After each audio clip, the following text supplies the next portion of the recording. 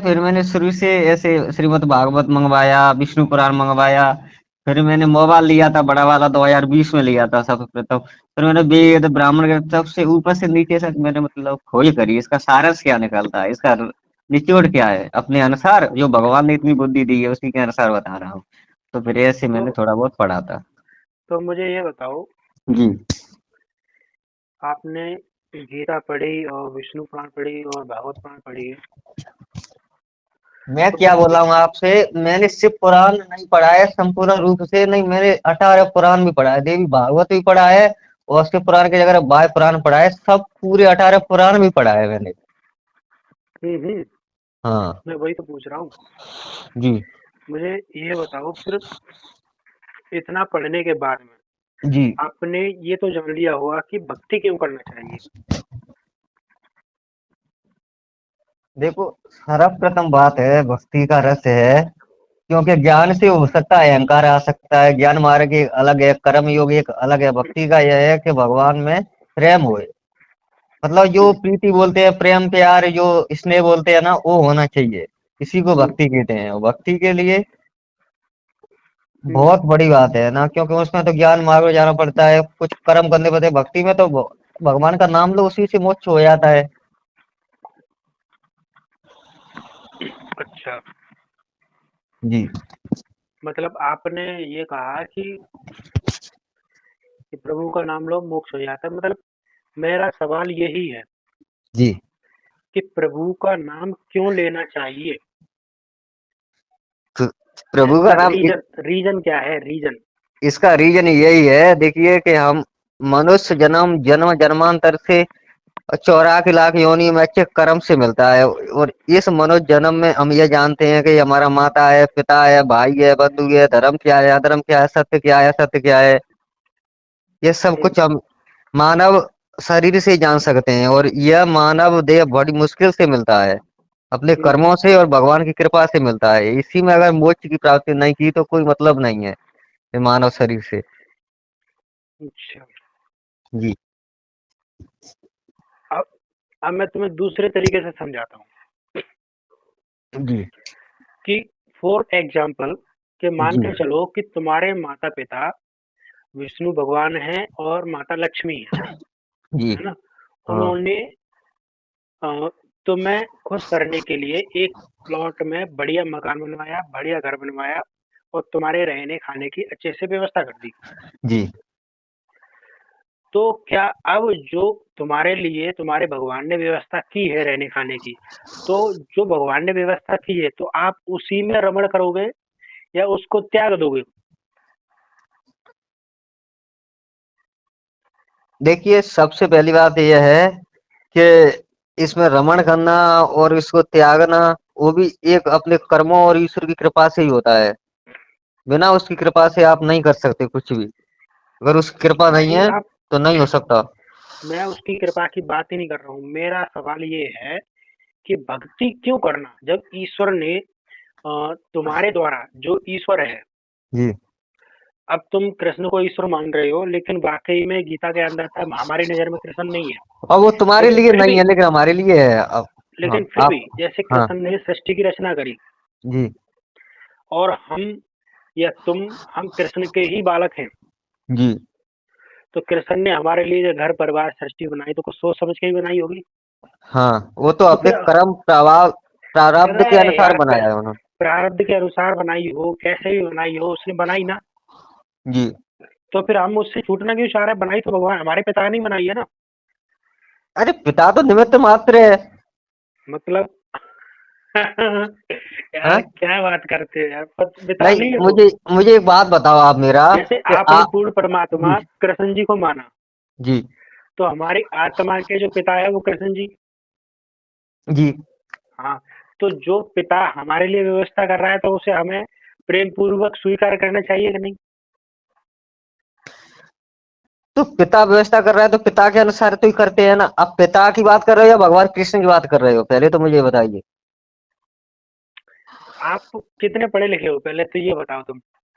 नहीं, उसे छोड़ो, मैं कितना हूँ अरे कितना यार नहीं हूँ तो आप। तब तो मैं समझूंगा यार कितना आपकी समझ है कितनी नहीं है यार। मैंने तुमसे ये कहा कि हमारी जो आत्मा के जो पिता हैं, हाँ मेरे हिसाब से नहीं, आपके हिसाब से नहीं, ये तो हमारी, बात मतलब ईश्वर पे जा रहा है ये बात तो। हाँ मैं ईश्वर की बात कर रहा हूँ ना, मेरा सवाल जो मुख्य है कि हमें भक्ति क्यों करना है। अब इस पे मैंने एग्जांपल दिया कि जन्म मरण आप, के चक्र से छूटने के लिए करना है। तो ये जन्म सर्वप्रथम बात मृत्यु, यही हाँ है। अब सवाल ये आता है, ये जन्म मृत्यु के चक्कर में डाला किसने। किसने डाला? यह तो मतलब सृष्टि के याद में ईश्वर ने ही मतलब उत्पन्न किया था, उसके बाद अपने कर्मों पे छोड़ दिया। उसने जो ऐसा कर्म करेगा उसी के अनुसार वो उसको बना देगा। ऐसा कर्म किया उसी के एक अनुसार वो उसे फल देगा।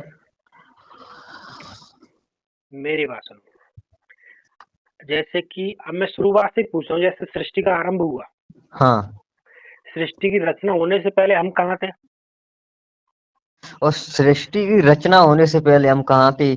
ईश्वर में अव्यक्त रूप से थे। हम्म, तो हाँ, हमारी फिर क्या गलती थी जो हमें यहाँ जन्म मृत्यु में उसने रचना कर दी। वो तो वही जाने, इसके बारे में हम क्या जान सकते हैं कि उन्होंने क्यों किया? क्या कोई इच्छा थी या इच्छा न थी? इसके बारे में क्या बोल सकते हैं हम लोग? अरे यार, तो यही जानने के लिए आपको संत रामपाल जी महाराज का सत्संग सुनना चाहिए। नहीं, अब हम मैं आपको जना मेरी देते बात हैं, सुनो। हाँ अब हम जना रहे हैं, अब तुम जान लीजिए यार। हाँ, बताओ। गीता है आपके पास, हाँ, अध्याय 10 का 23 निकालिए। अरे गीता को छोड़िए, आप वैसे ही बता दीजिए, पहले गीता पे तो बाद में आएंगे। वैसे ही आपने भाई, पढ़ा है, आप वैसे ही बता दीजिए। उस पे बात करेंगे, उसी पे बात करेंगे, भागवत गीता पे ही बात करेंगे ना। लेकिन हम्म, आप बता दीजिए। उसमें तो ये भी लिखा है कि सृष्टि के आदि में मेरी इच्छा से उत्पन्न करता हूँ, और अंत में मैं खुद को मतलब विलीन कर लेता हूँ अपने आप में। यह भी लिखा है। और इसके बारे में कौन कह सकता है कि उन्होंने क्यों रचना की, क्यों क्या किया? इसके बारे में वेद पुराण भी नेत नेत कहते हैं। क्योंकि वेद और पुराणों के अनुसार मोक्ष नहीं होता, इसलिए वो नेति नेति ये भी नहीं और कहते। ना ना ना ना ना, वो चलो उसके फिर मान पारमार्थिक लीजिए, रूप के बारे में नेत नेत फिर बोलते हैं। व्यवहारिक तो रूप मैं के बारे में नहीं बोलते हैं उसके बारे में। देखो, गीता अध्याय 2 श्लोक को, नहीं, वो मैंने गीता वो चलो मैंने भी पढ़ा है, उसे छोड़ो। आप तो अपना प्रकरण रखिए, मतलब किस विषय में तो वो करेंगे। हाँ चलो उसको भी प्रकरण कर देता हूँ हाँ, मैं बात बात होना चाहिए भैया, अच्छे मतलब या ढंग से होना चाहिए। ऐसा ना हो कि आप विषयांतर हो जाओ। हाँ, हाँ जैसे जी। कि मैं जी जी। अब सर्वप्रथम आप सिद्ध कीजिए कि भगवान कृष्ण ने गीता का ज्ञान नहीं दिया, काल ने दिया। अब अब भक्ति हमें क्यों करना चाहिए, इसका जवाब ले लो, फिर उसके बाद में हम आप दूसरे विषय पे आएंगे। हाँ। भक्ति भक्ति हमें इसलिए करना चाहिए, फॉर एग्जाम्पल जैसे कि अगर हम 10 हमारा 10 लोगों के परिवार का मेंबर है, और जो हम्म मेन मुखिया है, वो हम्म मुखिया उद्दंड यानी कि मकार किस्म का उद्दंड मान लीजिए उसको, और हम्म वो अगर मुखिया ही उद्दंड होगा तो उस मुखिया के कारण सारा घर परिवार दुखी रहेगा, हम्म है ना। तो हम्म यही कारण है कि इस संसार में जो भी जिसको भी हम देखते हैं, चाहे वो हम्म पैसे वाला हो, चाहे वो कोई भी हो, चाहे हम्म गरीब हो, कोई भी हो, हम्म एक संत को छोड़ करके सब, ब्रह्मा विष्णु महेश भगवती गणेश सब दुखी हैं, देवी देवता से लेकर राक्षस तक सब दुखी हैं। ऐसा मैं भी नहीं कहता, ऐसा शास्त्र कहते हैं, केवल संत को छोड़ के, है ना। अब बात भाई आती है साहब, क्यों दुखी है। सर्वप्रथम बात है, संत की परिभाषा बताइए आप मुझे। हम्म, हाँ, संत की परिभाषा क्या है? अरे यार फिर चर्चा डिवाइड हो जाएगी, अब पहले वो मेरा क्लियर तो हो जाने दीजिए, संत की भी बता दूंगा परिभाषा आपको। जी।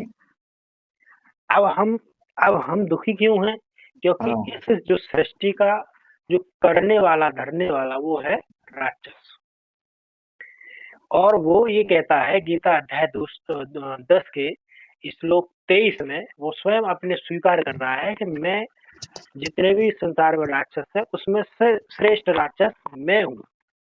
और गीता अध्याय 11 की 23-24 हम पढ़ेंगे तो उसमें भी वो अ, अर्जुन देख रहे हैं कि भाई सारी जितनी भी सेना है उनका भक्षण भी वो कर रहा है ना। क्योंकि अ, एक मिनट आप बताइए मुझे, गीता अध्याय 10 का कौन सा श्लोक बताया आपने? 23 कितना? 23? 23 23, अच्छा अच्छा, एक सेकंड। 23, हाँ बताइए।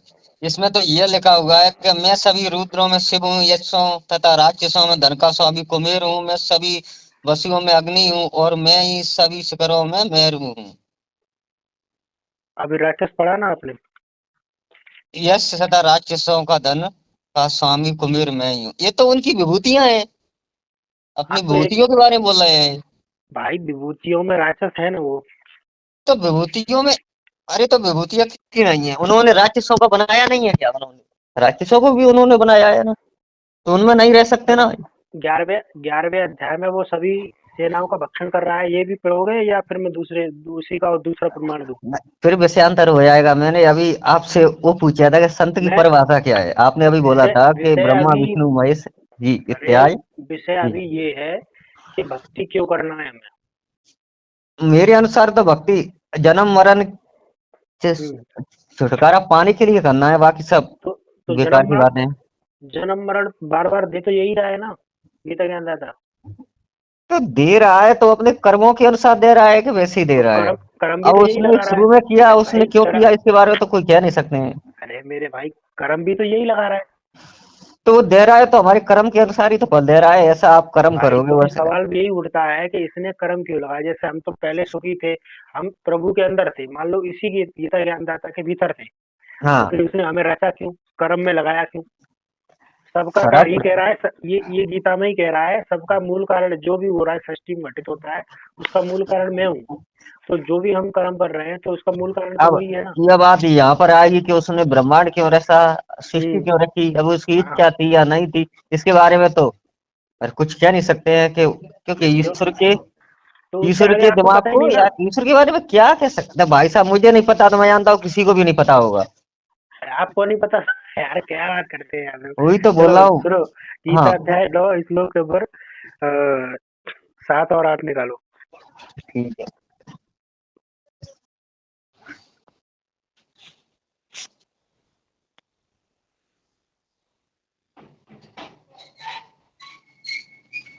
हाँ बताओ। 7 में कह रहा है कि हे अर्जुन, हाँ। कल्पों के अंत में सब भूत मेरी प्रकृति को प्राप्त होते हैं। अरे भाई साहब, कौन सा श्लोक आपने मार दिया यहाँ पे? दो का मतलब गीता अध्याय 2 का 7वें श्लोक में तो ऐसा कुछ भी नहीं है। 9 का 7 बोला है। अच्छा दो अरे का तो पहले कैसा आप दो बोलो का यार। 27, 2 का 27 निकाल लो, फिर 9 का 7 निकालना। नहीं पहले बताओ यार, 9 का कौन सा निकालना है? 9 का हाँ, 7? अरे ठीक है 9 का 7 निकालो। ठीक, एक सेकंड। 9 का 7। हम्म, इसमें लिखा होगा, ये कुंती पुत्र, कल्प के अंत में सभी प्राणी मेरी प्रकृति इच्छा शक्ति में प्रवेश करके विलीन हो जाते हैं और अगले कल्प के आरंभ में उनको अपनी इच्छा शक्ति से फिर उत्पन्न करता हूँ। तो भाई ये तो सीधे सीधे कह रहा है कि सारे प्रकृति में लीन होते हैं, फिर दोबारा रख देता हूँ, प्रकृति में लीन होते हैं, फिर दोबारा रख देता हूँ। तो मोक्ष तो प्रकृति में देगा। विलीन हो, नहीं मैं बात ये कर रहा हूँ अब प्रकृति की। सुनो, वो सर्वप्रथम उन्होंने रचना की थी, सबसे प्रथम प्रकृति की और इत्यादि ब्रह्मांड आदि की रचना की, उसके बाद उसके बारे में बात कर रहा हूँ। अब गीता अध्याय 2 श्लोक 27 में लिखा है, क्योंकि इस मान्यता के अनुसार। नहीं नहीं, तो पहले आप अरे इस पे भैया बात कीजिए, इस पे बात अरे कीजिए पहले ना मेरे यहाँ इसी का ही से। जवाब, इसी का ही सेम है, सेम इसी का ही है। रुपया 2 का कितना बताया? 27। 2 का 27, एक सेकंड।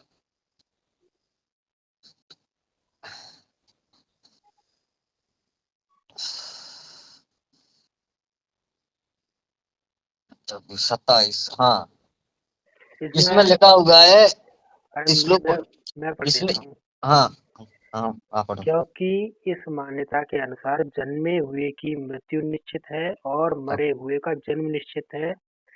इससे भी इस बिना उपाय वाले विषय में तू शोक करने योग्य नहीं है। ये कह रहा है कि इसका कोई उपाय नहीं है, जन्म मृत्यु तो लगा रहेगा।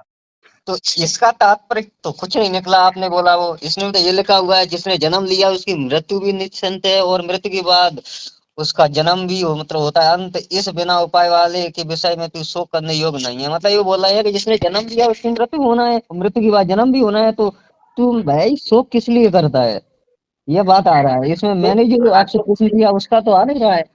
भाई, तो भाई सवाल तो ये है कि जब गीता ज्ञानदाता कह रहा है कि जिसका जन्म में तुम्हारा जन्म हुआ, अब तुम हाँ मरोगे भी, तुम हाँ। मरोगे तो अब तुम्हारा हम्म। फिर जन्म लेना पड़ेगा तुमको। हाँ हाँ। अब ये भी कह रहा है कि इसका कोई उपाय भी नहीं है, ये बिना उपाय वाला है, इसका जन्म मृत्यु कट नहीं सकता, इसका कोई उपाय नहीं है। नहीं इसी का ठीक ठीक नो। इस रुक जा एक सेकंड, अभी यहाँ पे ही आप अरे ठहरिए, एक सुन तो एक लो सेकंड, मेरी बात मेरा। सुनिए पहले। अरे हाँ मैं हाँ। सुन रहा अरे हूँ पहले मैं। बात, हाँ। इसी का मैं वो कह रहा हूँ, इसी का नौ का साथ में इसी का ही कह दिया है कि भाई सारे भूत प्रकृति में लीन होते हैं और प्रकृति फिर मैं उनको दोबारा रच देता हूँ। हाँ, तो तो मोक्ष इसमें कहाँ हुआ? तो भाई आप पूरी भागवत गीता पढ़ोगे तब मिलोगे, उसमें क्या है पता है? हाँ छह सुनाओ सुनाओ सुनाओ। छह अध्याय में कर्म योग है, 6 अध्याय में ज्ञान मार्ग है, और 6 अध्याय में भक्ति मार्ग है। आप ऐसे कैसे समझ सकते हो? जब तक आप 18 अध्याय तक नहीं पढ़ोगे, 700 श्लोकों को नहीं पढ़ेगे, तब कैसे समझ में आएगा आपके? मेरे तो मुझे आप ये अरे बताइए। हाँ। अरे भाई भाई, तो मैं तो आपसे कह रहा हूँ, आप मुझे बताइए मोक्ष कहाँ लिखा है कि मैं नहीं मोक्ष दूँ। मैं, हाँ हाँ, मैं ये भी बताऊंगा कि वो हम्म, मतलब जो आप बोल रहे हो देखो ना वो भी सिद्ध करूंगा, इसका बात ये मूल का नहीं है, ये विषय नहीं है। इसका इसका मूल कारण जो मैंने आपको बताया हाँ कि गीता ज्ञानदाता प्रभु हाँ। वो राक्षस है, और हमें उससे छूटने के लिए, यानी कि ये जन्म मृत्यु से बंध नहीं काट देता, ये अपने अपने कर्म में माया जाल में फंसाए रहता है, क्योंकि माया भी इसी की है, कर्म भी इसी के बनाए हुए हैं। तो इस हम्म। जाल में ये नहीं, स्वयं फंसा के रखता है अब जन्म मैं, मृत्यु। जी मेरा आपने, हाँ। जी जी। और इसका प्रमाण मैंने आपको दे दिया, अब गीता में भी प्रमाण दे दिया, ये कह रहा है कि मैं राक्षस हूँ। तो वो हमें तो इससे छूटना है, तो अगर अगर यदि मान लो, अगर यदि आप ये सिद्ध करते हो कि जी। ये भगवान जो गीता ज्ञान दाता है वो अच्छा है, हम्म यदि यदि वो अच्छा है, यानी हम्म। कि ईश्वर ईश्वर का एक नाम बताया है सच्चिदानंद, यानी कि जिसके जी, पास पहुंचने के बाद सच्चा आनंद मिल जाए। इस यदि वो सच्चे सच्चिदानंद का अर्थ क्या हुआ महाराज? ये बताइए मुझे, सच्चिदानंद का ऐसे अर्थ क्या होगा? इसका अर्थ होता है सच्चा, जिसके पास सच्चा आनंद हो। सत्य, चित और आनंद, हाँ 3 चीज, ठीक है ना? हाँ इसका अर्थ हाँ। यही हुआ। हाँ तो भाई इसका अर्थ अब ये भी देखिए, होता है जिसके अब पास सच्चा आनंद हो। भाई साहब, अब इस अब पे सुनो, विषयांतर हो रहा है, मेरी बात सुनिए। नहीं मैंने क्या नहीं, प्रश्न पूछा था आपसे? मैं आप आगे के लिए जाओगे वो भी जवाब मिलेगा आपको, पहले मेरी मैंने ये पूछा पहले था इसी को कि क्लियर हो जान दो। जी जैसे जैसे कि अगर आप ये सिद्ध करते हो कि जी गीता ज्ञानदाता प्रभु सच्चिदानंद है, यानी कि जी। उसके पास सच्चा आनंद है, तो फिर आपको ये सिद्ध करना पड़ेगा कि हमें भक्ति क्यों करनी है और उसके बनाई हुई चीजों से हमें क्यों छूटना है। हमको भक्ति क्यों करनी है और उसके बनाए हुए चीजों से नियम क्यों कानून छूटना है? हाँ, उसके बनाए हुए, जैसे कि अब मेरा जो पिता है, हाँ, मेरे पिता ने मेरे लिए व्यवस्था करी, घर बनाया और ये तो पैसे ऐसा रुक करके जाओ, अब तो ये तो आप धंधे बहुत, व्यापार सेट किया, मेरी तो बात मैं सुनिए। उसी में रमण कर रहा हूँ, मैं तो उसी में मस्त हूँ। मुझे अच्छा आप लग रहा है, मेरा पिता का घर, मेरे आप पिता बहुत, की मेरी बात दी सुनिए। हुई व्यवस्था सारी अच्छी लग रही है मुझे तो। हाँ, हाँ तो तो आपसे मना कौन कर रहा है कि आप भक्ति ना कीजिए? अच्छी बात है, गृहस्थी में रहिए। वो क्या किसी को जबरदस्ती थोड़ी ऐसा बोल रहे हैं करना है? आप भाई कीजिए। आप ये तो, भाई मैं तो समझ चुका हूँ भाई, भक्ति क्यों करनी चाहिए, हाँ तो आप सिद्ध करो ना। हाँ। मतलब ये तो मेरी इच्छा है कि मेरे भाई उस प्रश्न का उत्तर तो मिला मैं नहीं आपने, मैंने बोला मैं था वो। मैं जिस दृष्टि से गीता ज्ञानदाता को देखता हूँ, गीता हाँ ज्ञानदाता वो ये कहता है कि जो मुझे तत्व से जान लेगा वो मोक्ष को प्राप्त कर पाएगा। हाँ अन्यथा जो जान नहीं पाएगा कि भाई कि मैं कौन हूँ, तो वो मोक्ष को प्राप्त ही नहीं कर सकता भाई। हाँ वो यही समझता रहेगा। अब जैसे मान लीजिए एक उदाहरण के लिए हाँ। कि एक कसाई है नहीं, और अभी मेरे प्रश्न का उसका तो उत्तर आपने दिया नहीं। आप दूसरी बात पे आगे कि सृष्टि के आरंभ में उन्होंने सृष्टि की रचना क्यों की, इसका कारण क्या है? हम्म, इस विषय पे तो कुछ हुआ ही नहीं। हाँ मैं बताता हूँ। जी, इस पे आइए, तब आगे के लिए विषय बढ़ेगा तब। क्योंकि परमात्मा कबीर परमात्मा ने इसको 1 लाख जीवों को रोज हम्म, खाने का श्राप दिया था, है ना। अगर कितना यदि ये कितना? 1 लाख जीवों को प्रतिदिन खाने का श्राप मिला है इसे, काल ब्रह्म अच्छा। को। हाँ, और ये कहाँ पे लिखा हुआ है ऐसे आपके हाँ अनुसार? ये आपके अनुसार मतलब कहाँ पे लिखा हुआ है? इसका कोई प्रमाण है? इसका सूक्ष्म वेद में प्रमाण है कवि सागर में। नहीं नहीं भाई साहब, भाई साहब, भाई साहब, भाई साहब, ये सूक्ष्म वेद को आप ने थोड़ा हटके ऊपर से तो वो दीजिए प्रमाण। अच्छा अच्छा, पुराणों जी, को मानोगे फिर? आप कहीं भी बता दो, वो तो सिर्फ खाता है ऐसे, मतलब 1 लाख जीवों को मतलब लाभ खाता है। खाने का प्रमाण दूंगा, मानोगे? हाँ, उस पे वो नहीं लिखा है, मतलब क्या बोलते हैं, अ, कितना खाते हैं, मतलब एक गणित नहीं लिखा है, लेकिन खाने का प्रमाण है। उसमें चलो ये भी ठीक है, प्रमाण है। इसको छोड़िए। अब मुझे हम्म, आगे ये बताइए, आपने बोला था अरे आप इसको क्लियर कर लीजिए, आप व्हाट्सएप पे हाई करके भेजिए, मैं आपको प्रमाण भेज रहा हूँ विष्णु पुराण से। किसी विष्णु नंबर पुराण से है, है, किसी नंबर से बना हुआ है आपका नंबर? विष्णु पुराण है आपके पास अभी? वो मेरे पास सब कुछ मिलेगा, इसी नंबर हाँ से बना निकाल, हुआ है आपका व्हाट्सएप नंबर? हाँ विष्णु पुराण निकालिए आप। ठीक ठीक, रुक जाओ 1 सेकंड। भाई साहब नंबर को तो फीड कर लीजिए, थोड़ा रुकिए ना, वेट कीजिए 1 सेकंड तो, कम से कम 10 सेकंड में अरे तो लो, होगा ना। अरे यार हाँ, मैं भेजता हूँ यार, तुम अरे तो फोटो आप काट के भेजोगे तो भेजोगे? तभी, मतलब व्हाट्सएप नंबर तो मैं उस पर कर लूँ ना, आए तो भेजू ना इधर से, अभी तो लो आएगा ना। मैं ही भेज रहा हूँ यार, लो मेरे यहीं हाँ से हाँ व्हाट्सएप खुल जाता है हाँ हाँ डायरेक्ट। हाँ हाँ हाँ, उधर से कर दो, ठीक है। मुझे सेव करने की जरूरत ही नहीं पड़ती। हाँ हाँ, ठीक ठीक है, ऐसा कर दो। विष्णु पुराण है तो विष्णु पुराण खोल लीजिए, मैं पेज नंबर और श्लोक नंबर बता रहा हूँ आपको।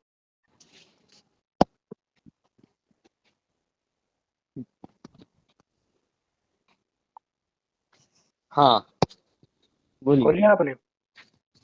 अभी मैं जा रहा हूँ कमरे में, बता दीजिए आप, मैं तभी खोल दूंगा, मेरे को कितना टाइम लगेगा खोलने में। हम्म। हाँ, वो तो ये बताइए, मतलब यार, वो जीवों को खाता है, ये बात तो गलत है। आपको पुराण में अगर प्रमाण दिखा दिया है तो आप इसी वक्त से नाम दीक्षा ले लोगे? कैसे? नाम दीक्षा ले लोगे आप? नहीं तो पूरी प्रश्न का उत्तर तो मिलना चाहिए ना। हाँ, ये मैं बिल्कुल उत्तर दे, मैं भाई जो बता रहा हूँ और हाँ जो मुख से बोल रहा हूँ, बिना प्रमाण के नहीं बोलता मैं। हाँ, तो आप आपको यदि मैं झूठ बोलूंगा तो झूठ बोल के मुझे क्या मिलेगा भाई? हाँ बोलिए, हाँ? विष्णु पुराण बोलिए। निकाल लिया आपने विष्णु पुराण निकाल लिया? जी, निकाल लिया। 222 नंबर पेज निकालिए। अरे यार, 22 नंबर पेज में, या अध्याय, अंश और अध्याय बताइए। एक 222 नंबर सेकंड पेज नहीं रुकिए, निकाल एक पाए? सेकंड रुकिए, रुकिए रुकिए थोड़ा, विष्णु पुराण अध्याय। अरे मैं आपको फोटो भेजता हूँ। मेरे पास संस्कृत हिंदी अनुवाद है पूरा। मैंने आपको ना फोटो भेज दिया आपको। ये दिया। कौन सा फोटो, नंबर है? फोटो भेज रुकिए, दिया आपको। एक सेकंड, कहाँ पे है फोटो? आपके व्हाट्सएप पे डाल दिया। ठीक लास्ट में ठीक ठीक, 48 है ना आपका नंबर? 48 है, हाँ हाँ, ये आ गया, आ गया। हम्म, खोलो इसे। इसमें तो महाराज, इसमें तो यही लिखा हुआ है कि पुरुषोत्तम आपका जो क्रूरता और माया से युक्त घोर तमोमय रूप है, उस राज्य स्वरूप को नमस्कार है। अब क्रूर कौन होता है भाई?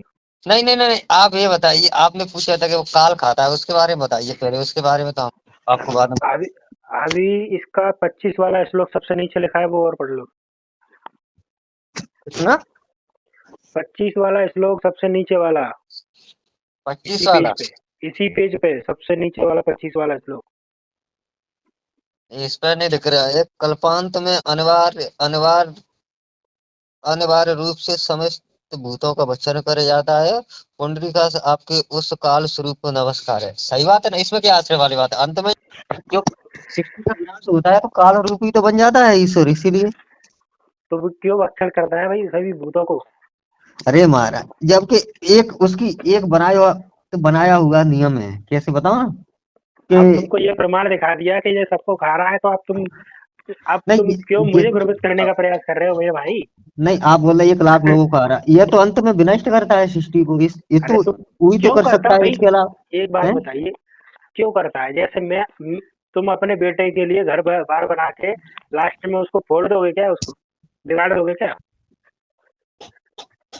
है? बेटी को तुम अपने बच्चों के लिए घर और व्यापार की व्यवस्था करने के बाद में फिर जब तुम उसको हर एक साल में बिगाड़ दोगे, हर एक साल में बनाओगे, ऐसा परेशान करोगे क्या उसको? तो इस संसार में कितने लोग हैं जो अच्छे अच्छे लोग हैं ना, सत्य असत्य विधर्मी पशु पंच इत्यादि हैं, तो इनका विनाश नहीं होगा। जो चीज कुछ लिए जो बनता है वो कभी बिगड़ता नहीं है, जो बनाए है उसकी यार तो उसको बना बिगाड़ तो बिगड़ना तो वही रहा है। बनता है ना। हाँ तो उसका अरे ही तो खा भी आदेश वही है। रहा है। सभी खा भी वही रहा है, तो नर पक्षी है, राक्षस है वो तो। तो वो तो अंत समय की बात कर रहे हैं ना, अंत समय तो वही तो अंत करेगा, समय और किसमें कहाँ, सामर्थ्य है। कहाँ लिखा है अंत समय? आपने पढ़ा नहीं ठीक से? ये नहीं सुना आपने अभी श्लोक में नहीं, ये नहीं पढ़ा? जो कल्पांत में। कल्पांत का अर्थ क्या होता है? कल्प के अंत में। हम्म हाँ, कल्पांत का अर्थ यही होता है, कल्प के हम्म अंत में, हम्म हम्म जो हम्म काल रूप से हम्म। सबको नष्ट कर देता है, मतलब अर्थात तो वो अरे भाई अव्यक्त रूप खाने से का, अपने। मेरे भाई खाने का लिखा है, खाता है वो पेट भर के। अच्छा, पेट भर के खाता है? ये कहाँ लिखा हुआ है? ये पेट भर के इसमें खाता है? देखो, इसमें इसी इसी हाँ श्लोक को बताओ दोबारा पढ़ो बताओ आप। बताओ। अरे आप ये इसी तो श्लोक को ये पढ़ो ना आप। बताइए कौन सा विष्णु पुराण का अंश है? 16वें अध्याय कौन सा वो है? इसमें यही नहीं पता, पर मैं अभी निकाल देता हूँ। अध्याय बताओगे आप? क्या है, ये क्लियर नहीं दिख रहा है, देखो इसमें क्या मेरे लिखा भाई हुआ देखो, है। विष्णु पुराण में, जो विष्णु पुराण। कल्पांत की अनिवार्य रूप से समस्त भूतों का भक्षण करता है, भूतों का भक्षण बताया गया है। भूतों का अर्थ होता है पंचभूत, हमारा शरीर इत्यादि, इनके बारे में बताया गया है। क्या आदमी हो यार तुम। और किससे बोलते हैं भैया भूत? बताओ। चलो वही बता देता हूँ, भूत किसको बोलते हैं। गीता हाँ, अध्याय 14 श्लोक अरे नंबर। वही आप गीता पे जाओगे फिर, वैसे ही तो बता अब दीजिए आप मुझे, अरे वैसे ही भूत बता आत्माओं को दीजिए। बोलते हैं मेरे भाई, जो ईश्वर हैं? को छोड़ के जितने भी हैं वो सब भूत हैं।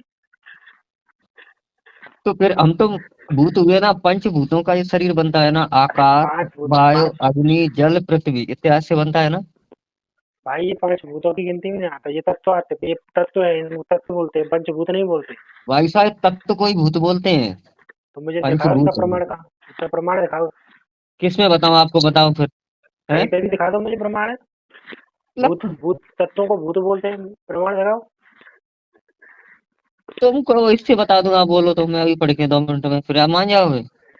चलो यार आप इतनी भी आज नहीं मानते हो यार, च, इतना तो होना चाहिए। सुनो, चलो पीडीएफ है ना आपके पास विष्णु पुराण की? हाँ है, तो उसका अध्याय तो बताओ, कौन सा अध्याय कौन चलो सा मैं अंश निकाल है? देता हूँ, हाँ, निकालता अध्याय हूँ। अंश बताओगे या पेज नंबर पीडीएफ, बता दो, चलो ठीक है, पेज में पीडीएफ, पेज नंबर या डायरेक्ट वहां पे लिखोगे पीडीएफ में वो निकल आएगा। रुक जाओ एक सेकंड। कितना है? 222। अच्छा, पेज नंबर हम्म।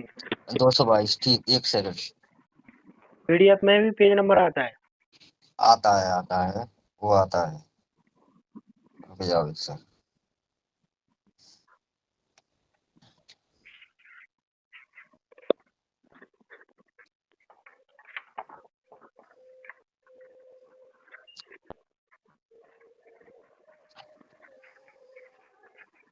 ये ज्यादा निकल गया यार, 222।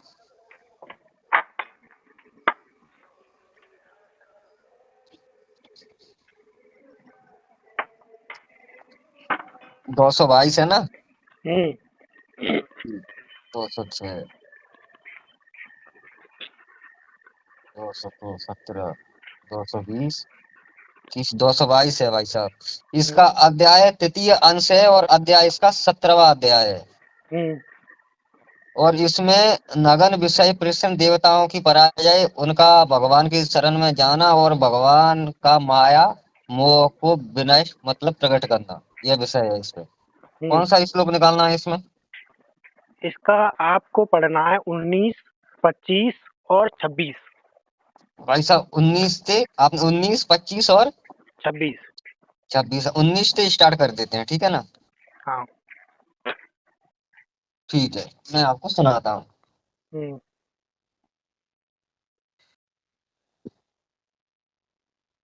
11 15 16 17 18 19।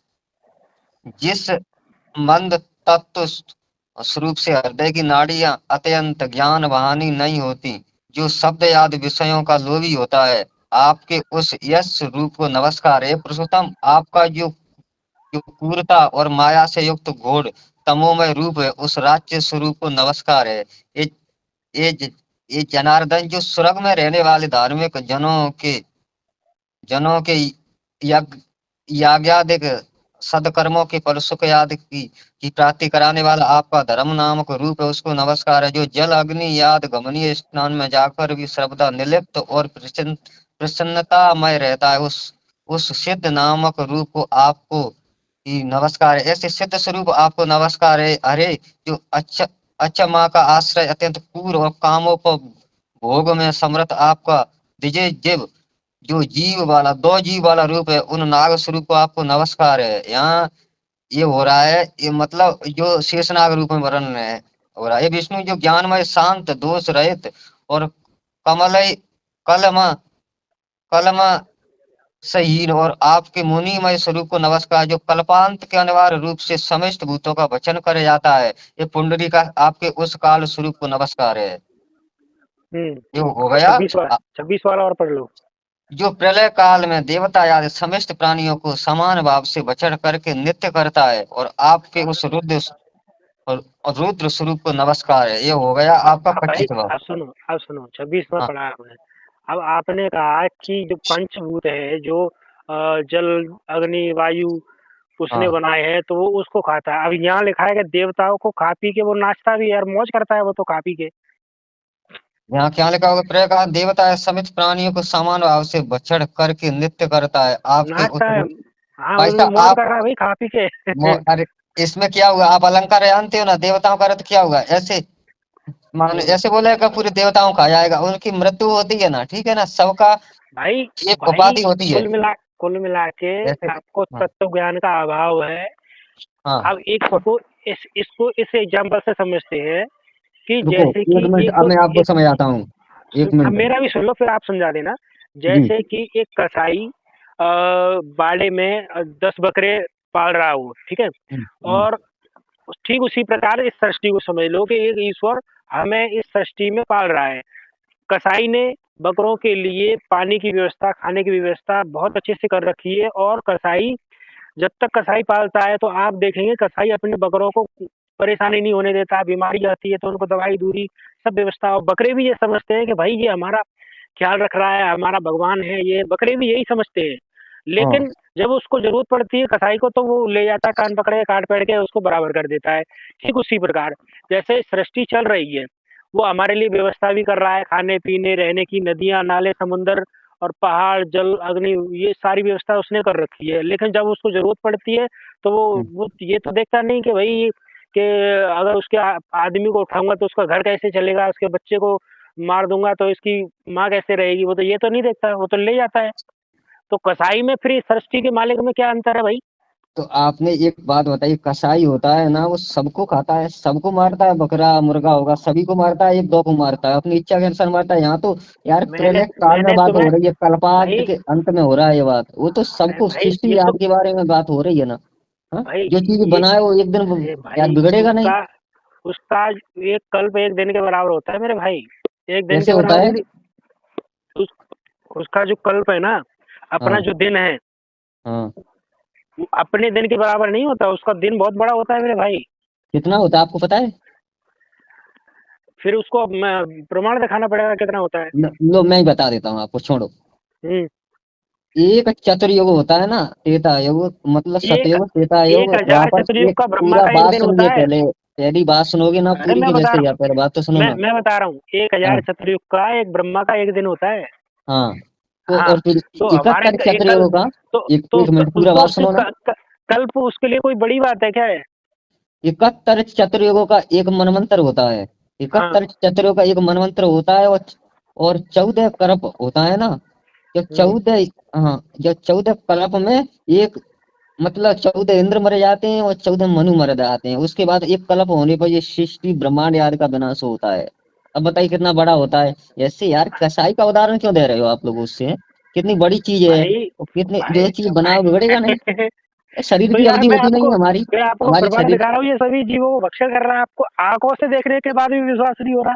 तो अंत समय में तो भाई वही तो करेगा, तो इसने क्यों जो बनाया है वो। उसको खाने की आवश्यकता क्या है? है? नर पक्षी है क्या वो? अरे खा नहीं रहा है वो, नष्ट करता है, एक वो तो अरे अलंकार तो रूप में नष्ट बताया गया है। खा के नष्ट करता है क्या वो? अरे कैसे और खाता फिर है? खाने के बाद में भी वो नाच रहा है, मौज कर रहा है वो तो। ऐसे नहीं पढ़ाया जाता आपको, ये पहले पुराणों वेदों का अध्ययन करने, अलंकार, निरोग तो सब वो ये सब इतना पढ़ना पड़ता है, ऐसा सुनो, नहीं होता है कि वैसे या मान लो, इसमें ये नहीं कहा है, उन्होंने तो बताओ, बताया तुम कि समझा दो हाँ, भाई, तुम समझा दो। स्पष्ट तो लिखा हुआ है इसमें, फिर भी नहीं समझ पा रहे हो। क्या क्या लिखा है, मुझे बताओ, आप बता दो। हाँ, कि कल्पांत के अंत में मैं सबको नष्ट हाँ, कर देता हूँ। हाँ, नष्ट ये कहाँ तो लिखा पढ़ है दिया जी, ना। सभी भूतों का भक्षण कर जाता है। हाँ, भक्षण तो का अर्थ सभी क्या होता है? भूतों का बच्चड़। भक्षण का अर्थ क्या होता है, मुझे ये बताओ। बच्चड़ का अर्थ मतलब खाने वाला। हाँ, तो भक्षण तो ये खाता है ना। तो खाता है ऐसे थोड़ी है, वो तो नष्ट कर देता है, इसीलिए वहाँ अरे मतलब खाने का नष्ट, उदाहरण दिया नष्ट जा रहा कैसे है। हो? मतलब आपके हिसाब से नष्ट कुछ और होता है, भक्षण कुछ और होता है। बच्चा ऐसे बच्चड़ थोड़ी करता है वो तो। तो कैसे करता है भाई, आप मुझे समझाओ ना। बच्चड़ ऐसे करता है, वो संकल्प से ही सृष्टि का विनाश कर देता है। कैसे संकल्प से कैसे, बताओ मुझे, उसी थोड़ा सा डिटेल में बताओ, मैं समझ नहीं पा रहा हूँ। इच्छा से पोरस द्वारा इच्छा हाँ, तो हुआ इच्छा, उसका, तो कि मेरे को इच्छा से तो विनष्ट अरे करना इच्छा है। से, देखो भाई, इच्छा से मुझे समझ में आ रहा है कि भाई उसने इच्छा करी, सारी सृष्टि का नाश हो गया। लेकिन हाँ, मुझे हुआ है। ये समझ में नहीं आ रहा कि वो सबका सबका भक्षण करता है, तो इसका अर्थ क्या निकालूं? तो बच्चड़ का अर्थ यही निकल रहा है उसमें, ये थोड़ी क्या बताया था वो खा, ये भक्षण का अर्थ आपको क्या पकड़ के क्या निकल खाएगा। रहा है, मुझे भाई, मुझे क्या अर्थ निकालूं मैं, ये बताओ क्या निकल रहा है। भक्षण का अर्थ ये हुआ आओ, कि इच्छा आओ, से वो नष्ट कर देता है। आओ शब्दकोश पे आओ, तो ठीक है ना। हाँ, शब्दकोश निकालो पे आप, आते हैं। हाँ, निकालो शब्दकोश आप ही पे आओ। निकालो, मुझे जरूरत नहीं सब है, आप ही निकालो। हाँ, शब्दकोश पे आइए। भक्षण का अर्थ निकालो क्या होता है। ये तो 5वीं 10वीं जाओ। क्लास का बच्चा भी बता देगा इस श्लोक का भी, इसका मतलब सीधे सीधे यही निकल रहा है। हाँ। ऐसा होता है, जो 100 बार आदमी झूठ सुन लेता है ना, तो वो उसे झूठ भी सच लगने लगता है। इसलिए ना, तुम्हारे अंदर जो बैठी हुई है जो पुरानी परंपरा, वो निकलने हाँ, में ना थोड़ा टाइम लगेगा। तो ये बताइए, इसको कबीर क्या करता है, सृष्टि का विनाश कभी नहीं करता है आपके अनुसार, आप ईश्वर है तो। नहीं नहीं, उसके उसने जो सृष्टि करी है उसका कोई भी विनाश ही नहीं होता। अच्छा, ये तो बहुत गलत है। इंसाफ यार, ऐसे कैसे संभव है भाई, मेरे ये बताओ, जो चीज बना वो बिगड़ेगा नहीं। नहीं तो फिर तो आदमी क्यों मर रहे हैं, मनुष्य क्यों मर रहे हैं, पशु पंछी क्यों मर रहे हैं, वो भी तो मर रहे हैं, तो वो भी तो एक बच्चड़ हुआ ना, तो तो उसके ये जीव जन। भाई, हाँ, फिर तो सवाल तो फिर मेरा यही है, जब कोई चीज का विनाश हो रहा है तो हम विनाश वाली सृष्टि में फिर भक्ति करने की हमें जरूरत क्या है, जब हमारा विनाश ही हो जाए। जैसे मान लो हमने भक्ति करी, है ना, भक्ति करके हम किसी भी लोक में चले गए, तो वो भी लोग उस वो भी तो उसी ईश्वर ने बनाया होगा, उसका भी विनाश होगा। जो उसने बनाया होगा वो, मतलब उसका नाश कैसे होगा, फिर तो वो अपने आप का भी नाश हो सकता है, उसका नाश हो जाएगा तो वो मतलब अजर अमर अविनाशी कैसे हुआ, फिर अविनाशी कैसे हुआ। अजर है अमर को छोड़ दो, अविनाशी कैसे हुआ। भाई, गीता में तो वो स्वयं कह रहा है कि हे अर्जुन, तेरे मेरे कई जन्म हो चुके हैं, इसको तू नहीं जानता, मैं जानता हूँ। और हाँ, तो वो मेरे जो हाँ, जन्म और मरण है ना, वो अलौकिक है। वो मतलब आम इंसान के जैसे जन्मता मरता नहीं है। वो खुद कह रहा है कि भाई मेरे जो जन्म है और वो कर्म है वो अलौकिक है, उसको कोई नहीं जानता। वो दिव्य है, ठीक है ना, दिव्य हाँ, अलौकिक है, मतलब इसका हाँ, इसका अलौकिक का अर्थ अर्थ यही क्या हुआ। निकलता है, जन्म होता है उसका, जन्म मरण होता है उसका, इसका यही अर्थ निकल रहा है। उसमें तो मरण का भू भी नहीं आया, बता दो श्लोक कौन सा श्लोक है, जन्म बताया गया है, मैं भाई अविनाशी होते हुए भी ये शब्द नहीं आया है, अविनाशी शब्द नहीं आया है उसमें। भाई वो स्वयं ये कह रहा है इस बात को कि मेरे जन्म और कर्म दिव्य और अलौकिक है, यानी कि जन्म उसका होता है, और जिसका जन्म होता है उसका मरण भी होता है। अच्छा, तो यही तो बोला है कि मेरे जन्म कर्म दिव्य अलौकिक है, मतलब हाँ, इस लोक इससे से कोई इससे संबंध नहीं है इसका। इससे मतलब ये वो सिद्ध क्या हो बोल, रहा है, अलौकिक का अर्थ क्या इससे होता है, इससे अलौकिक का ये अर्थ सिद्ध क्या हो होता रहा है। है कि चाहे वो अलौकिक हो, चाहे वो किसी भी रूप से हो, चाहे दिव्य रूप से हो, चाहे अलौकिक रूप से हो, चाहे आम मनुष्य के रूप से हो, उसका जन्म हो रहा है। चाहे वो जन्म तो हो रहा प्रेजेंट है, में कुछ भी तरीके से, कैसे भी तरीके से हो रहा हो, लेकिन हो रहा है जन्म उसका। जन्म तो हो रहा है, इसीलिए तो सर्वशक्तिमान है, जब वो खुद है माँ के गर्भ में आ सकता है तभी तो वो सर्वशक्तिमान है। अब बताइए, अब मैं पूछता हूँ, कबीर क्या थे, हाँ, तो बताओ कबीर बताओ माँ के गर्भ बताओ। से नहीं आए थे। हाँ, माँ के गर्भ से जन्म लेने वाला व्यक्ति सर्वशक्तिमान नहीं होता। तो ये बताइए, तो मतलब फिर यार नदी में क्यों मिला था, क्या नदी में मिला था, बताओ। एक जुलारा को वो नदी में क्यों मिले थे, जो तो मतलब वो उनका तो नाम स्वयं कबीर जी। स्वयं स्वयं सतलोक से वो प्रकट हुए थे वो। नहीं, वहाँ कहाँ पे लिखा हुआ है कि प्रकट हुआ था, ऐसी बात।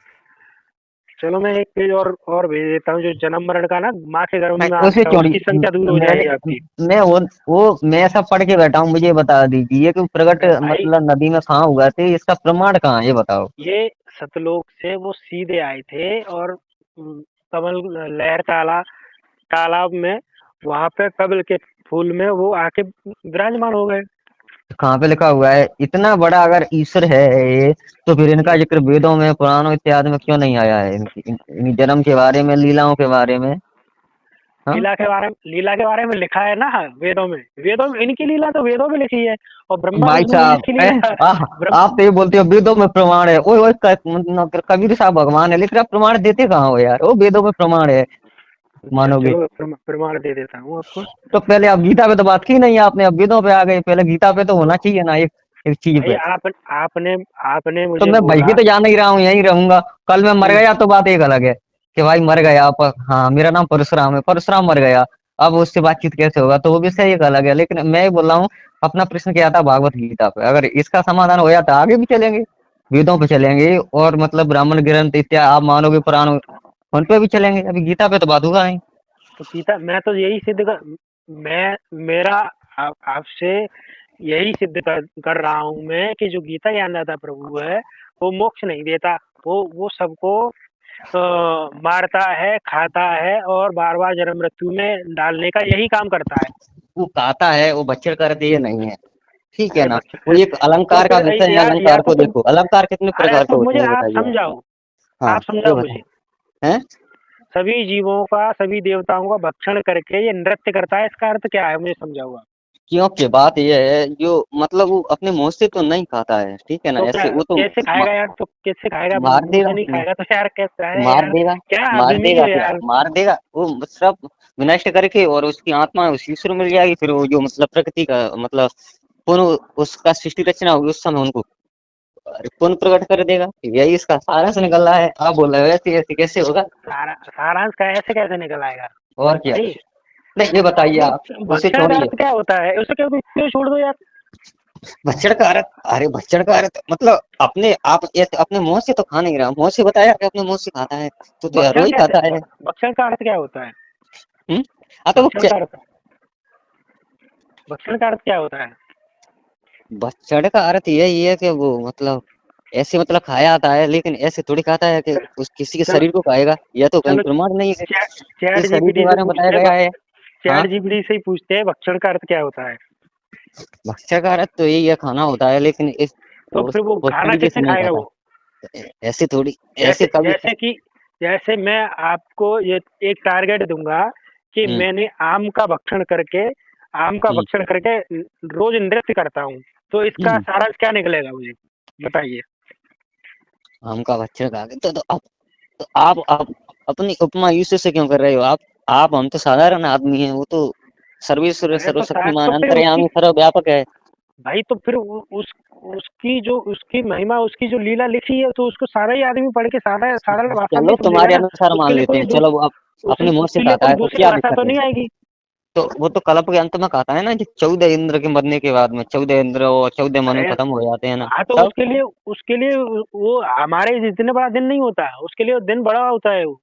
बड़ा होता है भाई, हाँ यही कहाँ होता है? देवताओं का हमसे भी बड़ा भी होता है, देवताओं हाँ से बड़ा उनका मतलब ब्रह्मा जी का होता है, ब्रह्मा जी से बड़ा हाँ, उनका तो होता है। इसमें उसके लिए तो दिन ही मान लो, वो तो कल एक कल्प बीतने के बाद ब्रह्म, जैसे कि अब लिखा है अब ना कि अब आप, एक हजार चतुर्युग के बाद में ब्रह्मा का एक दिन होता है और हाँ, उतनी ही रात्रि होती है। और गीता हाँ, में भी ये लिखा तब एक है कि कल्प होता है। एक हजार चतुर्युग के बाद में ब्रह्मा का दिन होता है, तब तक सृष्टि अब फिर चलती है, और जब मेरी रात बात होती है सुनो, तब वो सारी सृष्टि खत्म हो जाती है। अब आप गीता पे बात कीजिए, श्री कृष्ण को सिद्ध कीजिए कि वो सिर्फ काल थे, और यह बात कीजिए, ठीक है ना? फिर तो ये चर्चा होती रहेगी, क्या मतलब हुआ? फिर वेदों पे फिर आगे बात करते हैं। तो आप प्रमाण दीजिए, गीता में कहाँ बोला है कृष्ण जी ने कि मैं कृष्ण हूँ। कृष्ण मतलब मैं हम्म। कृष्ण हूँ, पूरे में अपने आप को मम मम मुझे मुझे प्राप्त होगा ये सब बोल रहे हैं, तो फिर इसका अर्थ ये नहीं कि वो, अब मैं बोलूंगा कि यार मेरे लिए ये ला वो ला, तो क्या मेरा नाम वो नहीं? आप समझ नहीं पाओगे यहाँ पे कि मतलब परशुराम क्या बोल रहा है, उसके लिए क्या बात आ रही है, क्या सर्वनाम संज्ञा विशेषण रूप में बताया जा रहा है उनको, ये बताइए। हाँ, तो माँ नाम भी तो बताया है अपने आप का, उस नाम को नहीं मानोगे आप। तो श्री कृष्ण मतलब अर्जुन बोल रहा है, वेदा व्यास जी बोल रहे हैं कि श्री कृष्ण ने कहा, वो भी लिख रहे हैं, उनको तो पता था, उनको पता नहीं था कि ये काल बोल रहा है। काल है, वेदा व्यास को नहीं पता था, वो आपको पता है, आपके गुरु जी को पता है। हैं? मैंने इसीलिए तुमको कहा था कि भाई जो भाई व्यक्ति भाई स्वयं साहब अपना आप परिचय बताओ दे, ना, मेरी बात जो सुनो। मैं जो ज्यादा कुछ व्यक्ति के जो व्यक्ति स्वयं अपना परिचय दे वो मानोगे, कि दूसरा कोई बताएगा वो मानोगे? तो आप बता दीजिए, आप सिद्ध कर दीजिए। वो तो समय बोल रहे हैं और मतलब अर्जुन बोल रहे हैं, "हे कृष्ण आप मेरे सखा हो, मित्र हो, मैंने आपको मतलब ऐसे जो अनादर किया है कभी मित्र भाव में, तो मुझे क्षमा कर दीजिए। आपको बार बार नमस्कार है, आप ही पितामह हो, पितामह के भी पितामह हो, आपको हजारों बार नमस्कार है। ये विष्णु आपको भी नमस्कार है। विष्णु शब्द रूप में मतलब अर्जुन ने पुकारा है उनको बाद में, आप मुझे अपना चतुर्भुज रूप दिखाइए। तब कृष्ण ने अपना चतुर्भुज रूप मतलब दिखाया विश्व रूप को, मतलब बंद करने के बाद में, इसको मतलब खत्म करने के बाद चतुर्भुज रूप में आ गए थे। फिर उन्होंने यह भी कहा कि इस रूप को भी भक्ति द्वारा ही देखा जा सकता है, ना यज्ञ से, ना दान से, ना तप से, ना कठिन तपस्या द्वारा, लेकिन भक्ति द्वारा ही देखा जा सकता है। ये भी तो बोला है उन्होंने। अगर ऐसा नहीं होता तो कैसे बोलते? अगर काल घुसता तो विष्णु का रूप कैसे बताते? उन्होंने विष्णु रूप ही बताया है गीता अध्याय 11 में। 8 का 13 निकालो। हाँ, 8 का 13 मैं निकाल लूंगा, पर लेकिन आप हम्म, मुझे ये बताइए, आप सिद्ध कीजिए कि श्री कृष्ण एक तो मतलब मूर्त देने वाले नहीं है, और एक श्री कृष्ण ने गीता सुनाया नहीं, काल ने सुनाया है। दो बात सिद्ध कीजिए। अरे 11 का 32 में लिखा है ना, मैं काल हूँ बोल रहे हैं। हाँ तो वो तो ईश्वर का एक का। अरे कितने नाम है? नारायण है, विष्णु है, पुंडरीकाक्ष है, हरि है, हम्म, मधुसूदन है, काल है, ये सब उसी के तो नाम है। तो वो इसी राक्षस है, की फिर वो तो ये भी कह रहा है कि मैं राक्षस हूँ। ये तो उन्होंने बोला उसको नहीं भी कि मैं मानो ना। राक्षस हूँ। वहाँ ये कब कहा है राक्षस हूँ? 10 के 23 में क्या पढ़ा था आपने? अरे तो गीता में कहाँ बोला है कि मैं राक्षस हूँ? अरे 10 के 23 में क्या पढ़ा था आपने? हाँ तो वो तो उनकी विभूतियों के बारे में बताया गया है। उसी को ठीक से मैंने समझा दिया आपको विष्णु पुराण में। तो राक्षस हो तो ये भी बोल रहे हैं कि देवताओं में इंद्र हूँ। क्या वे इंद्र हाँ नहीं तो है? क्या देवता नहीं है वो क्या? हाँ तो उसके लिए तो मैंने मना नहीं किया कि वो देवता नहीं है। हाँ तो देव ऋषियों में नारद हूँ, कपिल मुनि में व्यास हूँ, हाँ तो मतलब उसके सिद्ध हाँ पुरुष में ठीक मतलब है, कपिल मुनि तो हूँ। उसकी उसकी रुद्रों में सृष्टि है शंकर वो हूँ, वो आदित्यों में विष्णु हूँ, नदियों में गंगा हूँ। उसकी सृष्टि है वो, यहाँ पे जो भी कुछ देवता है कार्यभार संभालता है वो खुद ही बन के आता है। हाँ, षष्ठधारियों में श्री राम हूँ, तो वासुदेव वृषवंशियों में वासुदेव हूँ, पांडवों में अर्जुन में ही हूँ। ये भी तो बोल रहे हैं, और वो राक्षस बता रहे हैं तो ये सब भी बता रहे हैं। वो तो ये उनका ये विभूतियाँ है, विभूति होती है तो ना, जो अंश रूप ये से व्याप्त है। आप ये मानते हो उसी की बनाई सृष्टि है? और क्या, और किसी की मतलब हो सकती है क्या? मेरे अनुसार तो कभी हो नहीं सकती, आपके अनुसार हो तो बताइए। हाँ, तो फिर उसकी सृष्टि इतनी खराब क्यों हो फिर? अरे सृष्टि खराब कहाँ है, कैसे खराब? खराब तो है ही है भाई। हम्म, यहाँ आदमी आदमी को मार के खा रहा है। तो वो तो एक आदमी को स्वतंत्रता दी है ना, स्वतंत्रता दी है, आप किस कर्म को करोगे। अगर वो बुरे कर्म करेगा उसका फल भी तो मिलेगा ना। तुम अपने बेटे को बोल के दिखा दो दूसरे बेटे को मार के खा जाए।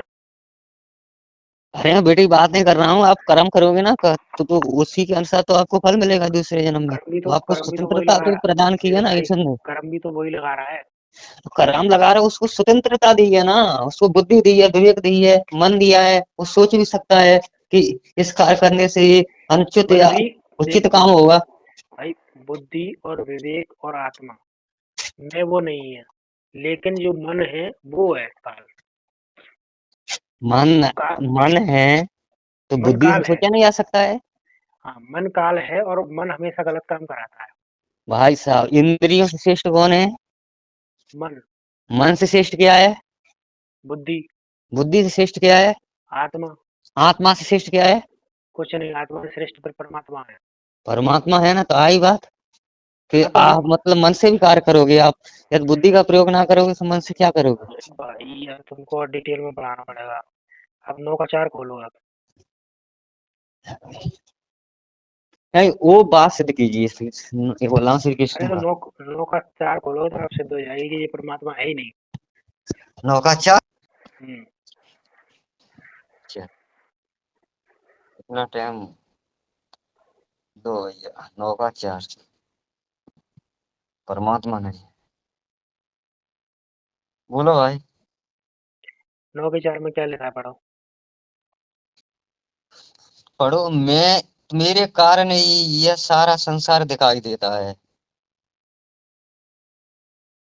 मेरे कारण ही। हाँ हाँ। 9 का 4 बता रहा हूँ मैं। नौका चार ही तो है, मया ततेदम सर्वम जगत व्यक्तम मूर्तना। मते हिंदी स्थान पढ़ो भाई, सर्वभूतान साये तेस तेस हिंदी पढ़ो अवस्थिता। उसकी, हाँ, हिंदी पढ़ो उसकी। मेरे कारण ही मेरे कारण ही यह सारा संसार दिखाई देता है और मैं ही इस संपूर्ण जगत का अदृश्य शक्ति रूप मैं सभी जगह स्थित हूँ। सभी प्राणी मुझ में ही स्थित है परंतु मैं उनमें नहीं हूँ। आपके पास कौन सी गीता है? गीता प्रेस गोरखपुर वाली। कोड नंबर कितना है आपका? हाँ, कोड नंबर कितना है? बोर्ड नंबर, गीता का कोड नंबर कितना है? Coat number. गीता बंद करके जब जब मेन अरे पट्टे पे पेज नंबर देखोगे बोल रहे हो ना, वो ये बोल रहे हो ना पेज नंबर। नहीं पेज नंबर नहीं, मैं तो मतलब गूगल पे खोल के बता रहा हूँ। मेरे पास अंदर तो शंकराचार्य का आदित्य भाव वो शंकराचार्य की गीता है और उसमें जाऊंगा था। या चलो तो तो ईश्वर रूप में बताया जा रहा है इनको। मैं आपको फोटो खींच के भेजता हूँ। हाँ बताओ, भेजो। आ गया? आ गया। पढ़ो इसको।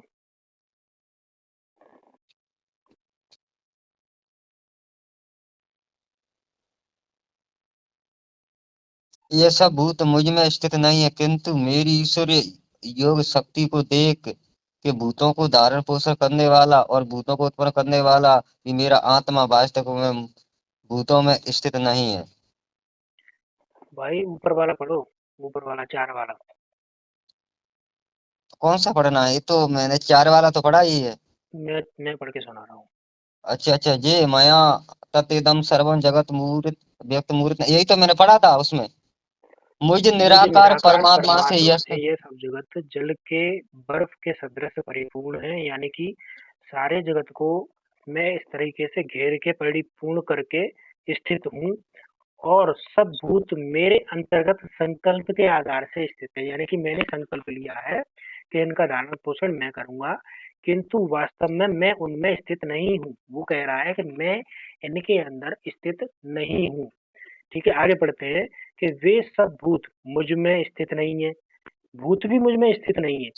ये भी कह रहा है किंतु मेरी ईश्वरीय योग शक्ति को देख भूतों का धारण पोषण करने वाला है, क्योंकि इनने इसने संकल्प लिया है कि इनका धारण पोषण मैं करूंगा। भूतों का धारण पोषण करने वाला, भूतों को उत्पन्न करने वाला भी मेरी आत्मा, यानी कि जो गीता के अंदर का प्रभु है इसके पास भी आत्मा तत्व है।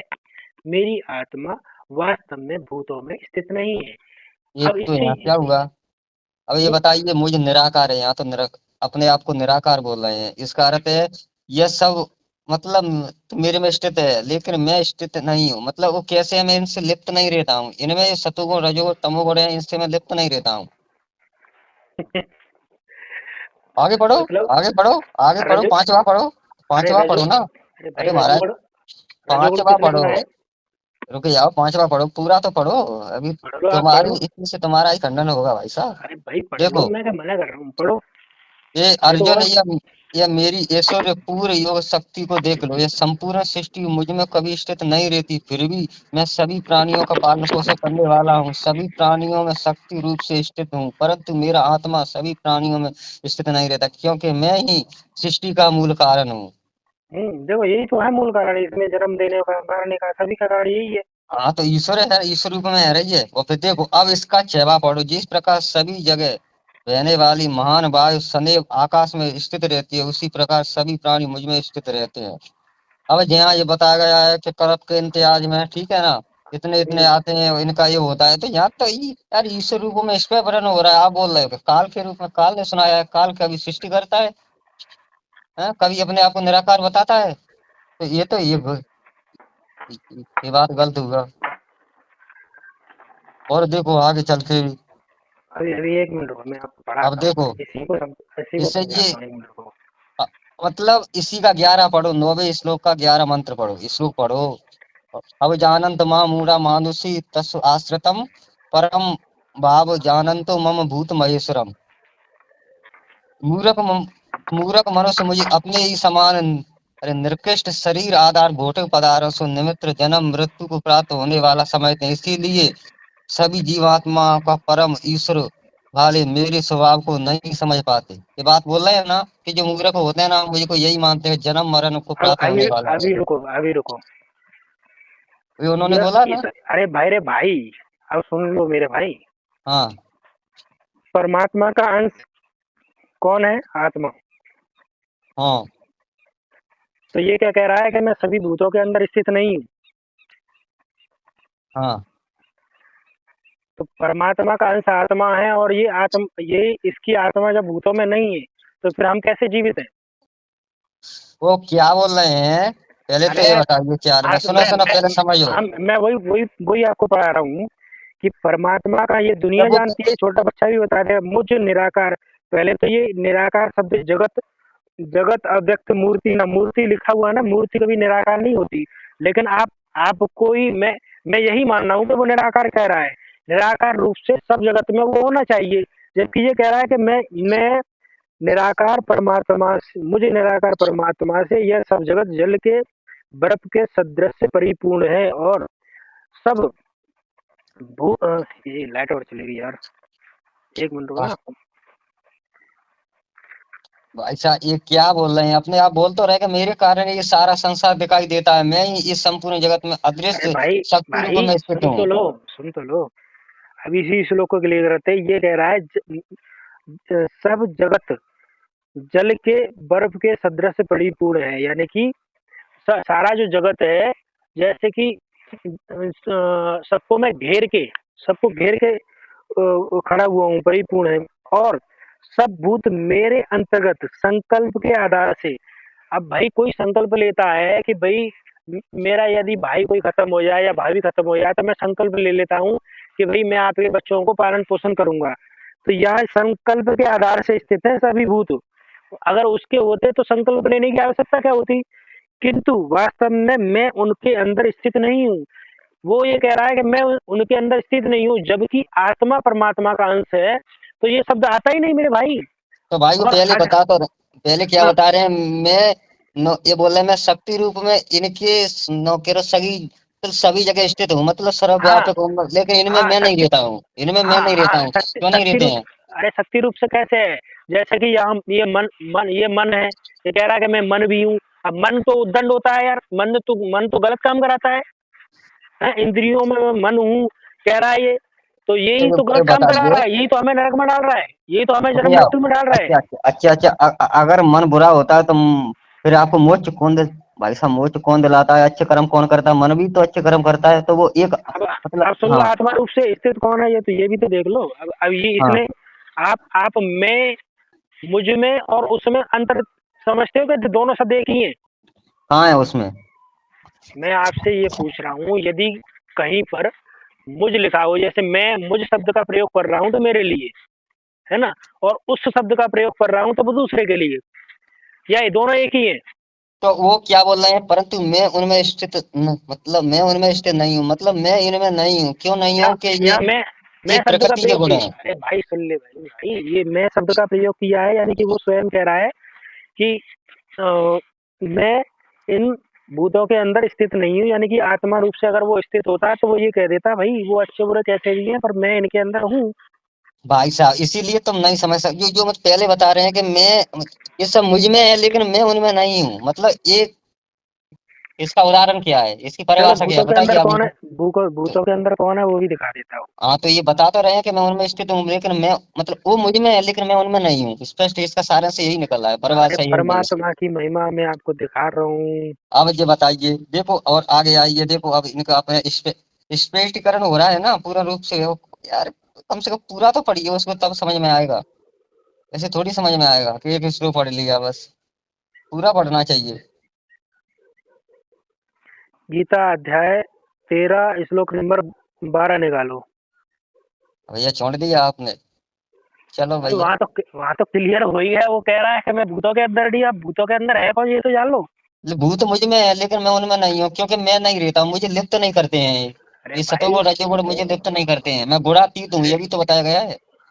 अरे गुणातीत है ठीक है, लेकिन वो फिर ब्रह्मा विष्णु महेश का रूप लेकर फिर क्यों इस सृष्टि की रचना कर रहा है? सृष्टि अरे रचना कर रहा है तो वो सत्व गुण रूप से लेके है, लेकिन सत्व गुण रूप मतलब मुझ में नहीं आता है, वो बोल रहे हैं तो फिर सत्व गुण निमित्त मात्र है। है तो वही, ब्रह्मा हाँ भी वही है, विष्णु भी वही है, लेकिन है हाँ। तो वही है ना। लाओ बताओ, चलो आ जाओ, आ जाओ भैया तेरे का बोलो। 13 के 12 में कह रहा है कि जो जानने योग्य है, हाँ अभी अपने से दूसरे के विषय में कह रहा है, जो जानने योग्य है हाँ तथा जिसको जानकर मनुष्य परम आनंद को प्राप्त होता है और उसको भली भांति कहूंगा, ठीक है, वह अनादि वाला परब्रह्म। अब यहाँ देखो, यही ब्रह्म, ये गीता के अंदर का ब्रह्म कह रहा है कि वह अनादि वाला परब्रह्म ना तो सत ही कहा जाता है ना असत ही। वह सब और हाथ पैर वाला, सब और नेत्र और सिर मुख वाला तथा सब और कान वाला है, क्योंकि वह संसार में सबको व्याप्त करके स्थित है। अब यहाँ कह रहा है कि वो या संसार। वो बोल रहे हैं वो परमार्थ के रूप में सब में व्याप्त है। परमार्थ ठीक नहीं है, लिखा भाई, तुम अपनी तरफ से ऐड मत करो, पर ब्रह्म क्या है लिखा तो है यहाँ ये पे। वो परमात्मा सभी और हाथ पांव वाला, सभी और आंखें सिर वाला, मुख वाला और सभी और सुनने वाला, वही संसार में सभी वस्तुओं में व्याप्त होकर स्थित है। व्याप्त का अर्थ क्या है? व्याप्त होकर सब स्थित है। सभी जगह हाँ तो उसकी। सर्वव्यापी तो अरे हुआ ना, वो भाई, सर्वव्यापी हुआ हाँ ना। सर, वो अपने विषय में तो कह नहीं रहा हो ना।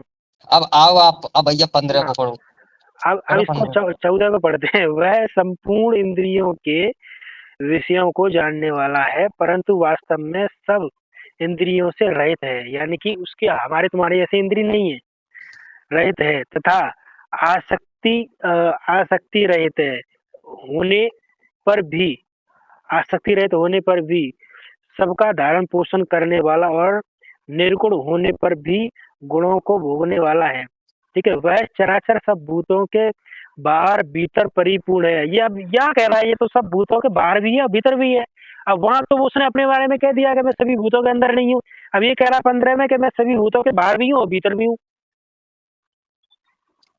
तो क्या बाहर बोला है? भीतर कौन है भाई? हैं? सभी भूतों के बाहर भीतर पर ब्रह्म है, ये बोलने वाला ब्रह्म नहीं है। मैं समझ आओ हमें अब तुम समझाओ मुझे।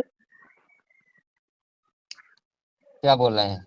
वो परमात्मा अक्षर अचर सभी प्राणियों के अंदर और बाहर स्थित है। हाँ तो ये भी तो उन्होंने वहां पे भी तो बोला है कि मैं उनमें सब जगह स्थित हूँ, लेकिन वो मुझ में अरे है लेकिन मैं भाई, उनमें नहीं हूँ।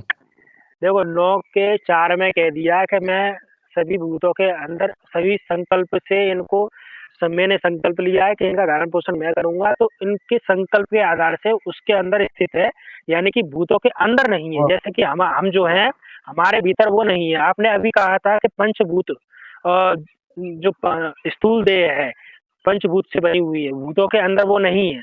अब ठीक 13 के 15 में वो स्वयं कह रहा है कि वह जो परमात्मा, अपने से दूसरे के विषय में कह रहा है, वह जो परमात्मा है सब भूतों के बाहर भी है और भीतर भी वही है। तो उन्होंने वहां पे क्या नहीं बोला है? 9 के वहां तो 4 गीता अध्याय, 9 अरे के 4 को 9 के पढ़ो 4 ना में नहीं दोबारा, बोला? हाँ पढ़ो दोबारा।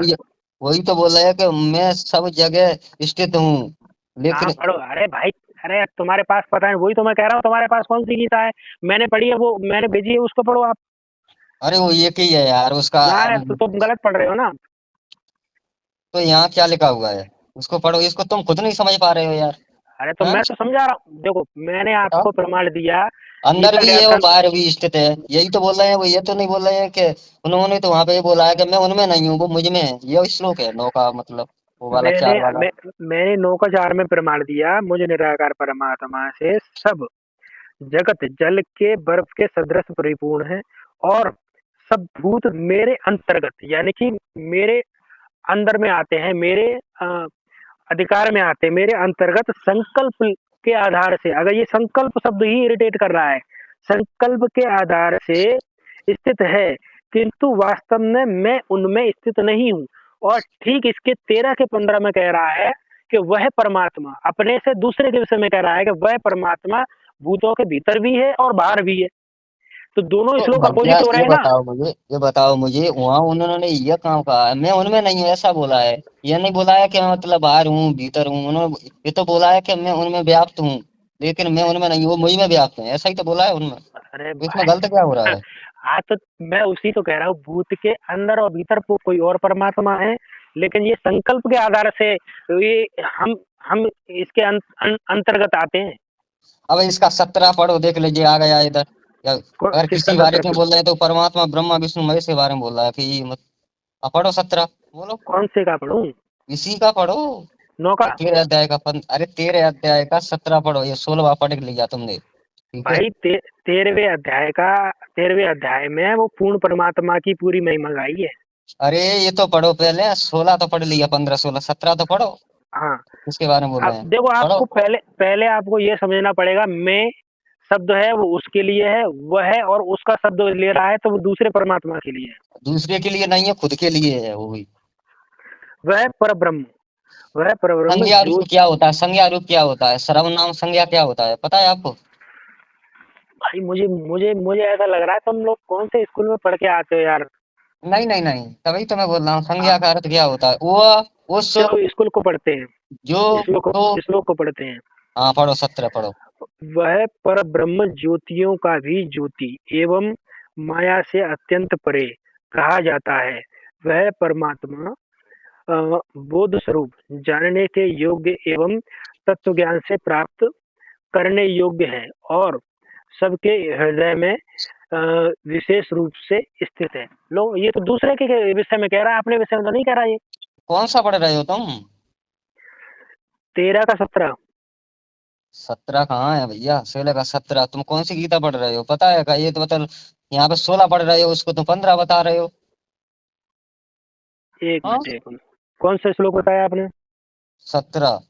अब एक। 13 का 17। हाँ। अविभक्तम स भूतेश विभक्त एवं स स्थितम भूत वर्ते स तज्जेयम विष्णु और प्रभु विष्णु स। वो परमात्मा सभी प्राणियों में अलग अलग स्थित होते हुए एक रूप में स्थित रहता है। यदा वही समस्त प्राणियों को ब्रह्मा रूप से ए, ए, उत्पन्न करने वाला, विष्णु रूप से पालन करने वाला, रुद्र रूप से संहार करने वाला है।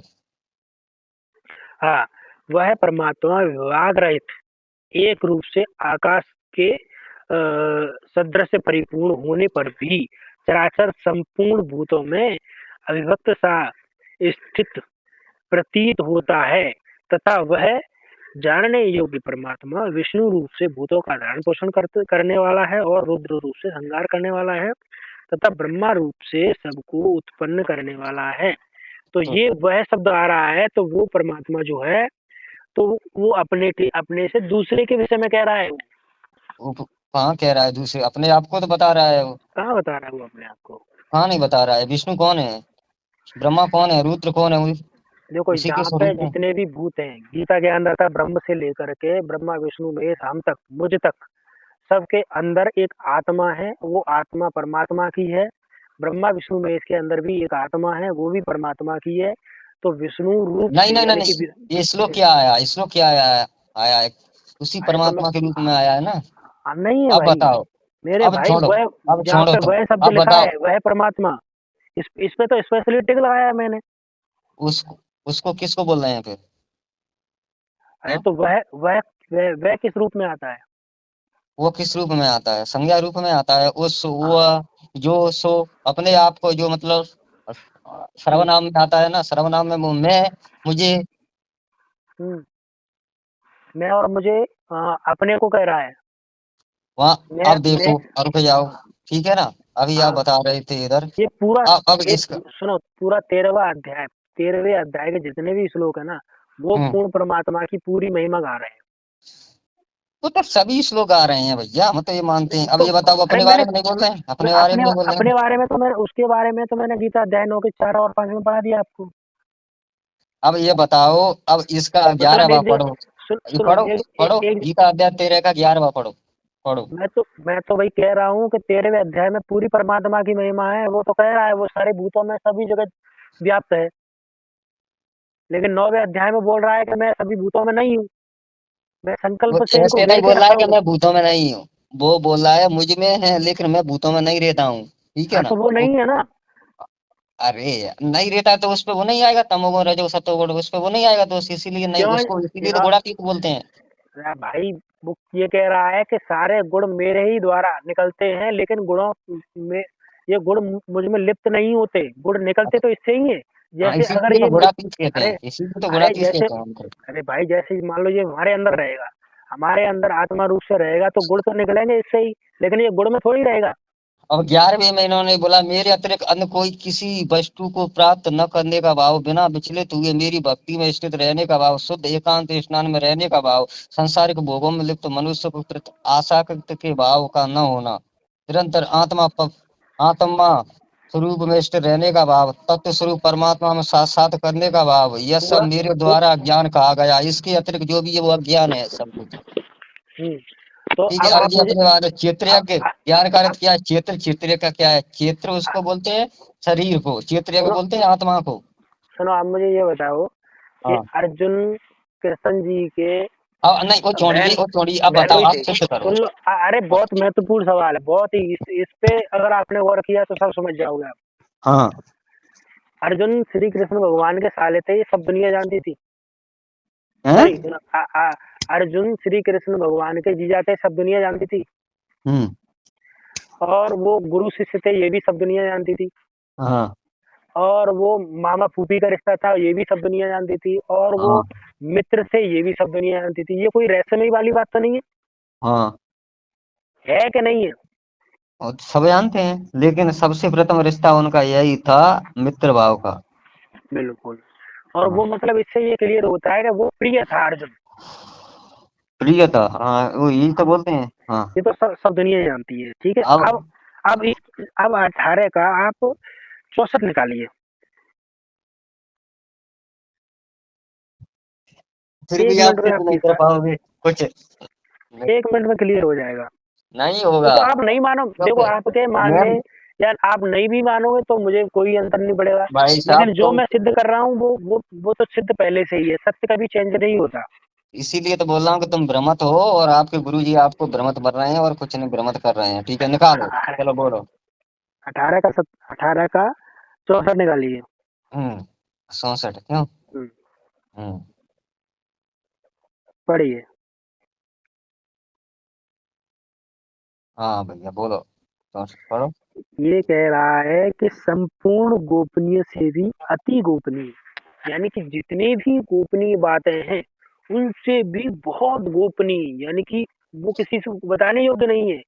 हाँ। जितनी भी गोपनीय बातें उनसे भी गोपनीय, अति हाँ। गोपनीय मेरे परम रहस्य युक्त वचन को तू फिर सुन। वो कह रहा है, यहाँ पे दो बातें ध्यान देने योग्य है। एक तो वो हाँ। कह रहा है कि संपूर्ण गोपनीय से भी अति गोपनीय। हाँ।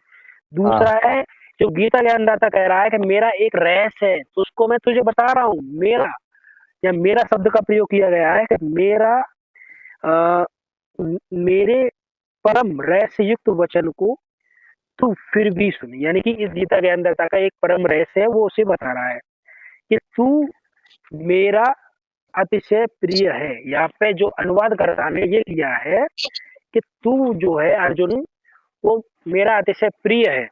हाँ। हैं? हाँ। इससे यह परम हितकारी वचन मैंने तुझसे तुझसे कहूंगा। ठीक है, अब इसका हाँ। अनुवाद क्या होना चाहिए? यहाँ पे आया है संस्कृत में ईष्ट। ईष्ट का अर्थ किया है प्रिय। अब मुझे आप बताइए, ये गोपनीय रहस्य यही है कि तू मेरा प्रिय है? क्या गोपनीय रहस्य? उनका प्रिय सखा था, मित्र था। तो ये रहस्य है, गोपनीय रहस्य, ये गोपनीय रहस्य है। गोपनीय रहस्य है, उन्होंने ज्ञान दिया था ये। अरे ज्ञान के विषय में आगे बोल रहा है ना कि 23 में पढ़िए आप, 23 में बोल रहा है अरे ज्ञान के ये विषय में। रुक जाओ, ये 63वां पढ़ो। इस प्रकार ये गोपनीय से भी अति गोपनीय ज्ञान मैंने तुझको कह दिया, अब तू इस रहस्य युक्त ज्ञान को पूर्णतया भली भांति विचार कर, जैसा चाहता वैसा कर। तब बोला है संपूर्ण हाँ गोपनीय से अति अरे गोपनीय सुनो मेरे परम। सुनो, हाँ। अरे मेरी बात सुनो। ज्ञान के विषय में 23 में कह दिया कि मैंने तुझे 63 नहीं, अति 63 गोपनीय, बोलो यार, हाँ 63 बोलो। 63, हाँ 63 में मैंने हाँ। अति गोपनीय ज्ञान तुझसे कह दिया। ठीक है, हाँ। अब तू जैसा करना चाहे वैसा कर। अब हाँ। 64 में वो कह रहा है कि मेरा वो जो परम रहस्य है, मैंने आपको कहा कि जो, संपूर्ण गोपनीय से अति गोपनीय मेरे हाँ परम मेरे परम रहस्य रहस्य युक्त को जो वचन को अपने, तू फिर भी सुन। कोई बोल हाँ रहे हैं मैंने बता दिया और भी सुन तू मेरे विषय में। हाँ वो अपने विषय में बता रहा है कि मेरा एक परम रहस्य है, उसको तू सुन। अब उसका परम रहस्य ये है कि वो अर्जुन उसका प्रिय है। आगे पढ़ो तो सही, 64वां अरे भाई 65वां तो उसका पढ़ो। उत्तर इसी, इसका उत्तर इसी श्लोक में है। आगे जाने की जरूरत नहीं, पैसे आपको पढ़ना है तो आप पढ़िए। आप 64 65 66 तक पढ़िए, कोई दिक्कत नहीं है। हाँ। हाँ। लेकिन हाँ, इसका क्योंकि उत्तर उसमें इसी तुम्हारी श्लोक में है। पोल खुलेगी ना, तो पोल खुलेगी ना, इसीलिए हाँ उसको पढ़िए उसको पढ़ो पढ़िए, ना। हाँ तो अरे पढ़ो ना, भाई इसका पढ़िए 65 सुनो का पढ़िए। ये अर्जुन तू मुझ सुनो में मन वाला हो, मेरा भक्त बन, ये मेरा पूजन करने वाला हो, मुझको प्रणाम हाँ करे, ऐसा करने से तू मुझे ही प्राप्त होगा। यह मैं हाँ तुझसे सत्य प्रतिज्ञा करता हूँ, क्योंकि तू हाँ मेरा अत्यंत प्रिय मित्र है। ये भी कोई रहस्य नहीं है, आगे पढ़िए। अब पढ़िए, सर्वधर्मान प्रत्यज मामेक सरज ब्रजम अयम त्वाप हरो पाप में यो मोक्ष इष्याम सुचा। संपूर्ण धर्मों का अर्थात संपूर्ण कर्तव्य कर्मों का मुझ में लगाकर तू केवल एक मुझ सर्वशक्तिमान सर्वाधार परमेश्वर की शरण में इसी अध्याय के इस भाषण में टिप्पणी में शरण का भाव देखना चाहिए। मैं आया और तू संपूर्ण पापों से मुक्त कर दूंगा, शोक मत कर।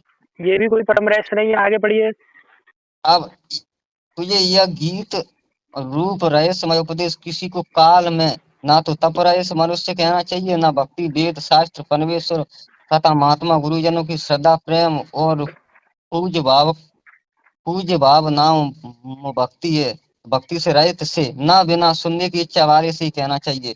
जो मुझ में दोष दृष्टि रखता है उससे भी नहीं कहना चाहिए, मतलब ये भी मुझसे जो ये द्वेष करता है, हाँ, तो मुझे ये भी जिसको कोई नहीं परम रहस्य मानता है। नहीं, ये भी कोई परम रहस्य नहीं है, ये आगे पढ़िए क्यों आप। नहीं है?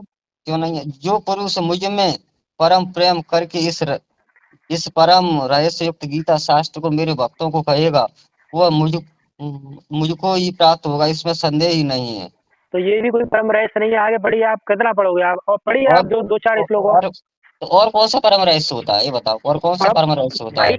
भाई नहीं, और कौन सा भाई परम रहस्य होता है? अरे तो मैं बता रहा हूँ, ये हम्म। दुनिया जानती है, दुनिया के ऋषि मुनि सारे बताते हैं कि भाई एक हम्म। परमात्मा की भक्ति करो। ये दुनिया, इसमें कोई नई बात है क्या?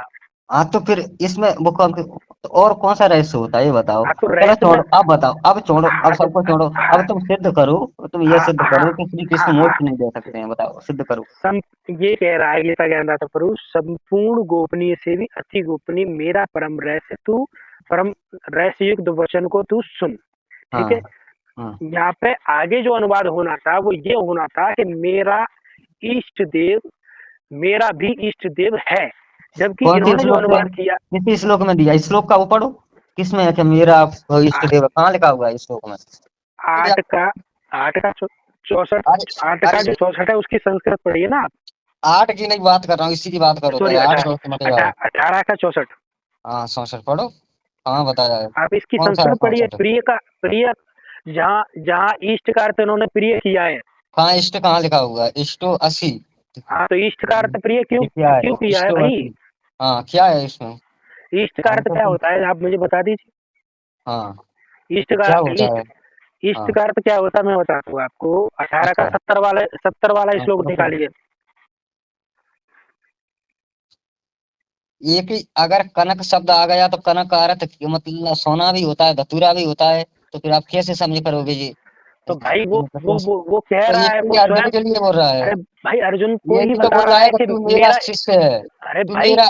ये कोई अरे परम रहस्य नहीं है, ये दुनिया जानती थी उस समय कि मैं इसी इसी वजह से मैंने आपको पहले ही पूछा था कि भाई इसको अस्सी अर्जुन अर्जुन उनके से कह प्रिय रहे हैं थे, कि सखा मैं थे, तेरा इष्ट साले हूँ, साले तू आले मेरा के सब प्रिय संबंध है। था, सारी दुनिया जानती थी, इसमें कोई वो परम रहस्य नहीं है, इसलिए मैंने तुमको सॉरी पहले ही रुक पूछा जाओ। था।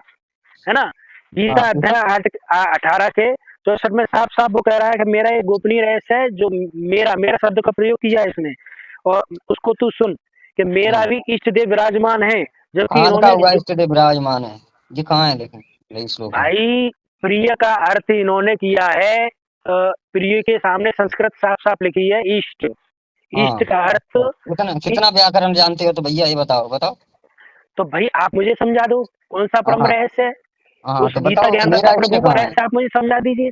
कहाँ है मामम शब्द, कहाँ आया वहां में? ममम शब्द कहाँ आया? इष्ट तो मतलब तो अर्जुन का था, वो अर्जुन का इष्ट नहीं था, तो अर्जुन के बारे में तो बोल रहे हैं कि मैं तेरा इष्ट हूँ, इसीलिए। अरे तू मेरे को मैं समझ तेरा सकता है। अरे तो मैं तेरा इष्ट। अरे भाई ये अब जैसे मान लो एक पूर्ण परमात्मा होता है तो वो सबका ही इष्ट होता है। इसमें कोई अलग कोई नई बात नहीं होती, इसमें कोई रहस्य वाली बात नहीं होती। हम्म। यहाँ कह रहा है संपूर्ण गोपनीय से भी अति गोपनीय, जितनी भी गोपनीय बातें हैं उनको मैं तुझे बता रहा हूँ। अब जितनी भी गोपनीय, बहुत ही गोपनीय ये कह रहा है, बहुत ही यानी कि बहुत ज्यादा गोपनीय बात कह रहा है ये, कि हम्म। मेरा मेरा अतिशय प्रिय तू है। अब ये तो गोपनीय बात है नहीं, सारी दुनिया जानती थी कि भाई कि अर्जुन और कृष्ण में जो जीजा साले का संबंध था, मामा फूफी का संबंध था, मित्रता का संबंध था, गुरु शिष्य का संबंध था, सारी दुनिया जानती थी। इष्टो तो ऐसी इसका इसका उत्तम इस, अपी होगा, उत्तम अपी होगा इसका व्याकरण से, हाँ, ठीक है ना। आओ अब बताओ, मेरा इष्ट है तो उन्होंने ये कहाँ मेरा लिखा हुआ है मम शब्द। हाँ, मेरा इष्ट कौन है, फिर बाद में फिर अगर यही बात आती तो फिर इसमें यूं क्यों बोलते फिर 65 में कि तू मुझ में मन वाला बन, मुझ में चित वाला बन, मेरा ही भक्त बन, मेरा ही भजन कर, यूं क्यों बोलते फिर। तो बोलते कि मैं उसका भजन करूंगा, मुझसे कोई दूसरा है, वो कबीर है, ऐसा नहीं बोल सकते थे। 65 में भी तो भाई बोला है स्पष्ट भाई वो। भाई अब भाई उस रईस को मैं बता रहा हूँ तुमको, हम्म गीता अध्याय 18 श्लोक 62 से पढ़ते हैं अब इसको। हम्म अब जो रैस है वो आपको बता रहा हूँ कि हे हम्म भारत, तू सब प्रकार से उस परमेश्वर की शरण में जा। अगर वो अपनी भी कह रहा है कि मुझे प्रणाम कर, मेरी भक्ति कर, तो तू मुझे प्राप्त होगा। अगर तुझे परम शांति चाहिए तो हे भारत, तू सब प्रकार से उस परमेश्वर की ही शरण में जा। उस परमात्मा की कृपा से ही तू परम शांति कौन सा तथा पढ़ रहे हो, सनातन कौन परम सा धाम पढ़ को। रहे हो, तमेव शरणम गच्छ सर्वभावेन भारतम। भारत अठारह यही है ना। बासठ 1862। 18 का 62, हाँ यही तो है ना। हाँ, तमेव शरणम गच्छ ये लिखा हुआ है। हाँ यहाँ साफ साफ कह रहा है कि हे भारत, तू सब प्रकार से उस परमेश्वर की ही शरण में जा। उस हाँ परमात्मा की कृपा से तू परम शांति तथा सनातन परम धाम को प्राप्त होगा। इस प्रकार यह गोपनीय से भी अति गोपनीय ज्ञान मैंने तुझसे कह दिया।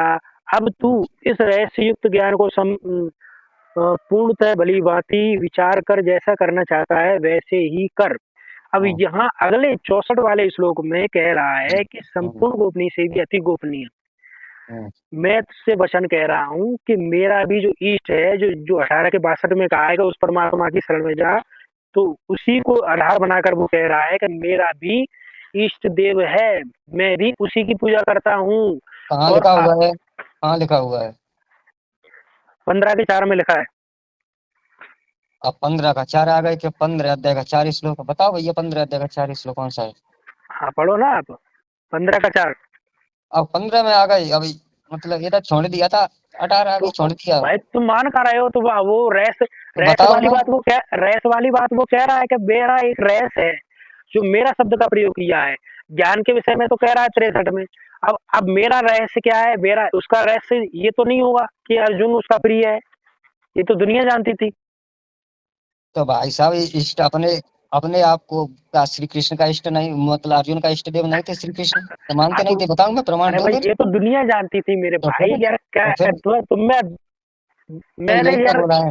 वो कह रहा है ना मेरा मेरा शब्द का प्रयोग किया है उसने। मेरा जो रैस है वो तो उससे मैं कह रहा हूँ कि मेरा भी इष्ट देव है।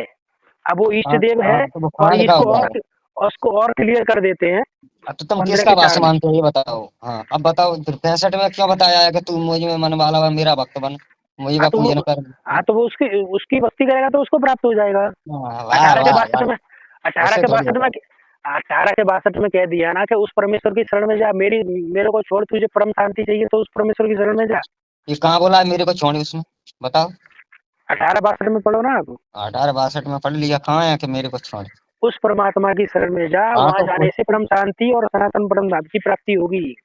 हाँ तो उसी के बारे में बोला है, लेकिन ये कहाँ बोला है उसी कि के बारे तू में कहा मेरे को लिखा है, छोड़। उसका उसका उसका प्रयोग क्या किया है कि उस मेरी शरण में 18 के 65 में बोल रहा है ना कि मेरी शरण में आ जा, मुझे पूजा कर, मुझे प्रणाम कर, तो तुम मुझे प्राप्त हो जाएगा, निसंदेह मुझको ही तो प्राप्त होगा। और 18 के 62 में कह रहा है कि उस परमात्मा की शरण में जा तो सनातन परम धाम की और परम शांति प्राप्त होगी। आपके रामपाल नहीं बोलते हैं उस परमात्मा को, ये बोल समय तो क्या वो मतलब ये माने कि मतलब कबीर के हाँ बारे में नहीं हाँ, बोल रहे हैं, तो वो उसका वो शब्द क्या हुआ, वो संज्ञा रूप में हुआ है। हाँ हाँ हाँ, उसको हम्म समझाता हूँ मैं। वो हम्म रामपाल जी महाराज इस समय संत के रूप में विराजमान है, वो ये नहीं कहते कि मैं ही परमात्मा हूँ। तो श्री है कृष्ण ना, संत के रूप में नहीं थे। श्री वो कृष्ण भगवान स्वयं कह रहे हैं गीता में कि मैं ही भगवान हूँ। तो इसमें तो हाँ तो वो तो बोल रहे हैं ना कि मैं ही भगवान हूँ। हाँ तो संत के रूप में होते तो हम इस बात को समझते, उस वह का प्रयोग कर रहे हैं, यानी कि वो संत हैं और परमात्मा के विषय में बता रहे हैं। तो शिष्य भी था उनका। अरे तो शिष्यता यार, तुम बात करते हो तो 15 का 4 पढ़ो। उससे क्या होगा, फिर भी और तुमको उससे कुछ नहीं और मिल पाएगा। उसका भी और निष्कर्ष निकल के आ जाएगा। अरे नहीं निकलेगा देखो उनका तुम। मैं पढ़ देता हूँ, तुमको नहीं निकला कोई दिक्कत नहीं। यहाँ कह रहा है 15 के 4 में, उसके पश्चात उसके पश्चात उस परम पद रूप परमेश्वर को भली भांति खोजना चाहिए, जिसमें गए हुए पुरुष फिर संसार में लौटकर नहीं आते, हाँ। और जिस परमेश्वर से इस पुरातन संसार वृक्ष की प्रवृत्ति विस्तार को प्राप्त होती है, उसी आदि नारायण के मैं शरण हूँ। अच्छा। तो वही इष्ट देव जो भगवान होता है वो किसी की शरण में होता है? उसकी शरण में तो दुनिया होती है। वो कह रहा है कि मैं उस परमात्मा की शरण में हूँ। कौन सा है? 15 का 4 पढ़िए आप। हाँ बताइए कहाँ है इसमें नारायण शब्द कहाँ आया है इस श्लोक में, बताइए। पढ़िए आप 15 का 4। नहीं बताइए कहाँ नारायण शब्द आया है। भाई मेरे पास गीता प्रेस गोरखपुर की है और उसी का अनुवाद पढ़ रहा हूँ, और चाहिए तो उसका फोटो भी खींच के भेज सकता हूँ। नहीं तो गीता प्रेस मेरे पास भी है, गूगल से मैंने खोल के रखा है। बोलो इसमें कहाँ है? वैराग्य रूपी हथियार से काटने के बाद मनुष्य को उस परम लक्ष्य परमात्मा की मार्ग की खोज करनी चाहिए। जिस मार्ग पर पहुंचा हुआ मनुष्य इस संसार में फिर कभी वापस नहीं लौटता। फिर मनुष्य उस परमात्मा की शरणागत हो जाना चाहिए जिस परमात्मा से आदि अंत रहित संसार रूपी वृक्ष की उत्पत्ति और विस्तार होता है। आप है ना गीता प्रेस का अनुवाद नहीं पढ़ रहे। किसका पढ़ रहे हैं? कहाँ है नारायण शब्द इसमें? श्लोक में मैं कहाँ है ये आपको बताओ। तथा पदम। मैं भेज रहा हूँ, आपको भेज रहा हूँ। हाँ हाँ बताओ। वही तो है, आप ना अनुवाद दूसरा पढ़ रहे हो इसलिए आप भ्रमित हो। भ्रमित कहाँ हो? श्लोक बताओ ना। पढ़ो आप। बताओ। भेज दिया आपको मैंने। हाँ कहाँ भेजा है?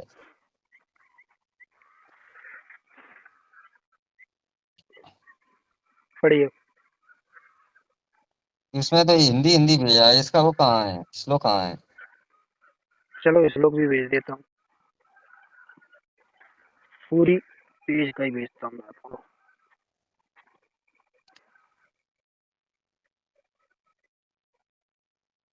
और तुम्हारा ये, चलो उसको मत भेजा, इसी से खंडन करता हूँ। तो देखो। हम्म। करिए करिए। हाँ। पहले पहले चार का चार चार वाला पढ़िए। अब 4 का 18 वाला पढ़ो। अब आवाज नहीं। ये 15 का दूसरा 4 ही वाला पढ़ो। पढ़िए, जो भेजा है मैंने आपको 15 का 4 वही पढ़िए। हाँ कहाँ है इसमें नारायण शब्द? बताओ इस श्लोक में। अरे आप पढ़ो तो सही, तभी तो मिलेगा तो आपको। बताओ तो कि इधर है। हाँ है, तुम पढ़ो अब मुझे बता दो। चलो मैं पढ़ देता हूँ आपको। इसमें 15 के 4 में कह रहा है कि उसके पश्चात नहीं उस परम, श्लोक पढ़ो इसका पहले। मेरे भाई अभी हिंदी अनुवाद को जो गीता प्रेस वाले ने किया है उसको मानोगे या नहीं? नहीं तो इसमें तो पुरुष शब्द आया है, पुरुष वो भगवान के लिए ही आया है, विष्णु के लिए आया है, लेकिन बात यह है कि नारायण शब्द यहाँ तो पे नहीं है। ठीक है, अनुवादकर्ता ने पुरुष का अर्थ अनुवाद किया है, पुरुष का अर्थ जो अनुवाद है वो नारायण किया है। ठीक है, नारायण को हटा दो उससे। लेकिन वो तो ये कह रहा है कि उस फिर भी इसका अर्थ यही आता है कि मैं उस परमात्मा की शरण में हूँ। हाँ अब आप पढ़ो पढ़ो। उसके पश्चात उस परम पद रूप परमेश्वर को भली भांति खोजना चाहिए, जबकि परमात्मा उसके अर्जुन के सामने ही खड़ा है और वह कह रहा है खोजने की, हाँ खोजना चाहिए, जिसमें गए हुए पुरुष फिर संसार में लौटकर नहीं आते, और जिस परमेश्वर से उस पुरातन संसार वृक्ष की प्रवृत्ति विस्तार को प्राप्त हुई है, उसी आदि पुरुष के शरण में हूँ। मैंने नारायण हटा दिया, नारायण का प्रयोग नहीं किया, आदि पुरुष के मैं शरण हूँ। हाँ। बस इसी प्रकार दृढ़ निश्चय करके आपको भी परमेश्वर का मनन और निधि ध्यान करना चाहिए। भैया आपको भी उसी की शरण में जाना चाहिए। अब ये बताइए ये शब्द किसके लिए कह रहे हैं? अपने बारे में कह रहे हैं कि अर्जुन के बारे में कह रहे हैं या किसी अन्य के लिए कह रहे हैं? वो इसी श्लोक में वो समझा है। गीता ज्ञानदाता प्रभु कह रहा है कि मैं भी उसी परमात्मा की शरण में हूँ और आप नहीं भी उसी की नहीं कह शरण में रहा है वो। जाइए। कैसे कह रहा है बताओ। देखो उसके बाद उसके पश्चात उस परम पद रूप परमेश्वर को भली बात खोजना चाहिए। कौन तो खोजे। खोजेगा? एक बात बताइए, पहली बात यहाँ तो ये किसके लिए बताइए। प्रश्न हो रहा है? नहीं बताइए अरे किसके लिए प्रश्न हो रहा है? सुन कौन रहा है? नहीं अर्जुन सुन रहा है। हाँ तो फिर उसको खोजने की बात क्यों कह रहा है भगवान? भगवान तो ये भी कह रहे हैं गीता अध्याय 4 में कि ये युग नष्ट हो गया। मैंने सूर्य को कहा, सूर्य ने अपने पुत्र मनु को कहा, मनु हाँ ने अपने पुत्र हाँ इक्ष्वाकु को कहा, फिर ये हाँ परंपरा नष्ट हो गई। अब तुझको वो पुण्य योग में मतलब या पुण्य कहूंगा, तो ये गीता अर्जुन के लिए नहीं थी, ये संसार के लिए थी, हमारे तुम्हारे लिए तो भी ये थी, ये भी संसार इसका सारांश निकल रहा ये है। संसार के लिए थी, एक लिखा कहाँ है? अबे मुझे फिर जाना पड़ेगा गीता अध्याय 4 में फिर। तो पढ़िए, मुझे बताइए, बस ये इतना ही दिखा दीजिए कि ये जो गीता ज्ञान बोला है मैंने, ये संसार के लिए थी, ये तेरे लिए नहीं थी। अरे भाई वो, अरे वहां पे बोला नहीं है कि मैंने योग मतलब बहुत मतलब हाँ प्राचीन हाँ काल में बोला था, वो नष्ट हो गया। हाँ, अब तो मैं ये पुनः पढ़ा है योग मैंने। आज मैं तुझको बोल रहा हूँ। आप ये अर्जुन तुझको, के हाँ, वो बहाने, तो अर्जुन को बोल रहा है, वो अर्जुन के बहाने नहीं, अर्जुन को ही बोल रहा है वो। अर्जुन को बोल रहा है, लेकिन वो मतलब और मतलब भविष्य के लिए भी तो बोल रहा है ना। भविष्य तो में तुम कहा, लोग पढ़ नहीं अरे रहे हो, हम भाई, लोग पढ़ नहीं रहे हैं। अरे भाई, तो मुझे ये कहाँ लिखा है कि मैंने संसार के लिए ये बोला है? ये कहाँ लिखा है? तो समझ में नहीं आ रहा इसमें क्या है, इसको बता। इसकी परिभाषा भूत भविष्य पे आ रहा है, वर्तमान पे आ रहा है, उसके हाँ, पश्चात उस परम पद परमेश्वर की भली बात खोजना चाहिए। तो फिर मतलब वो भविष्य में बोल रहे हैं, भविष्य में खोजना चलो चाहिए, ये शब्द चलो, निकल रहा है इसका शब्द का अर्थ, ठीक है तो ना। पूरी बात सुनिए, इधर भविष्य उधर नहीं जाने दूंगा, इधर अरे उधर नहीं भाई, जाने दूंगा, भविष्य में पहले कहाँ बात लिखा सुनिए है? पूरी। चलो पढ़ाइए मुझे, आप पढ़ाइए, आप। परमेश्वर को भली बात खोजना चाहिए का अर्थ क्या होता है? खोजना भविष्य चाहिए। के लिए प्रयोग हो रहा है। चाहिए का अर्थ क्या होता है? भूत चलो का मैं अर्थ क्या होता है? जो बीत चुका हो। वर्तमान का अर्थ क्या होता है? जो घटित हो रहा है। और मतलब भविष्य का अर्थ क्या हो रहा है? जो आगे होने वाला है। तो वो आगे होने वाले की बात में यहाँ पे चल रही है, भविष्य के लिए। तो भगवान कह रहे हैं उसके पश्चात उस परम पद परमेश्वर को भली बात खोजना चाहिए, जिस में गए हुए पुरुष फिर संसार में नहीं आते, जिस परमेश्वर से इस पुरातन संसार वृक्ष की प्रवृत्ति विस्तार को प्राप्त हुई है, उसी याद पुरुष मैं शरण में हूँ। मतलब ऐसा सोचना चाहिए अर्जुन को, भाई ऐसा बोल रहे हैं। भाई भाई, वो हाँ। गीता के अंदर तो प्रभु ये कह रहा है कि मैं भी उसी की शरण में हूँ। अच्छा। हाँ, अच्छा, आप मैं उल्टा क्यों उसकी पढ़ रहे शरण में हो? हूँ। मैं ये शरण बोल में रहा है हूँ, उसी कह रहा है कि आर्य पुरुष मैं की शरण में शरण में। हूँ। तो फिर ये अर्थ क्या आ रहा है? जिस परमेश्वर को पुरातन संसार वृक्ष की तो फिर प्रवृत्ति विस्तार को परिणाम हुई हाँ, है, मतलब ऐसा समझना चाहिए, अरे उसी आर्य भाई पुरुष की सुनो, मैं शरण में हूँ। उसके उसके आगे वाले श्लोक पढ़ेंगे तब वो चीज समझ में आएगी कि वो क्यों कह लो रहा है कि लो आया, सुनो सुनो, मैं आपको आया समझा रहा हूँ, मैं आया आपको हूँ। समझा रहा हूँ, मैं समझा रहा हूँ आपको। एक उल्टे लटके हुए वृक्ष के विषय में बताया है कि एक उल्टा लटका हुआ ये संसार वो रूपी वृक्ष वो है। वो वो अपने बारे में बता रहे हैं, वो भाई वृक्ष में अपने ही बारे हूँ। में बता रहा हो, अपने, अच्छा वो वृक्ष में ही हूँ, कहाँ लिखा है बताना?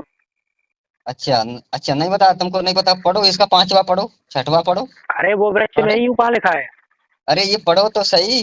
कौन सा ये पढ़ो? पढ़ो, अरे पढ़ो 5वां पढ़ो। जो मनुष्य मान प्रतिष्ठा और मोह से मुक्त है, तथा जिसने सांसारिक विषयों में लिप्त मनुष्यों की संगति को त्याग दिया है, जो निरंतर परमात्मा स्वरूप में स्थित रहता है, जिसकी सांसारिक कामनाएं पूर्ण रूप से समाप्त हो चुकी हैं और जिसका सुख दुख नाम का भेद समाप्त हो गया, ऐसा मोह से मुक्त हुआ मनुष्य उस अविनाशी परम पद परम धाम को प्राप्त करता है। अब पढ़ो हाँ तो आप 6वां। पढ़ो भाई, पढ़ो, आप ही पढ़ो भाई, मैं पढ़ चुका हूँ सारे।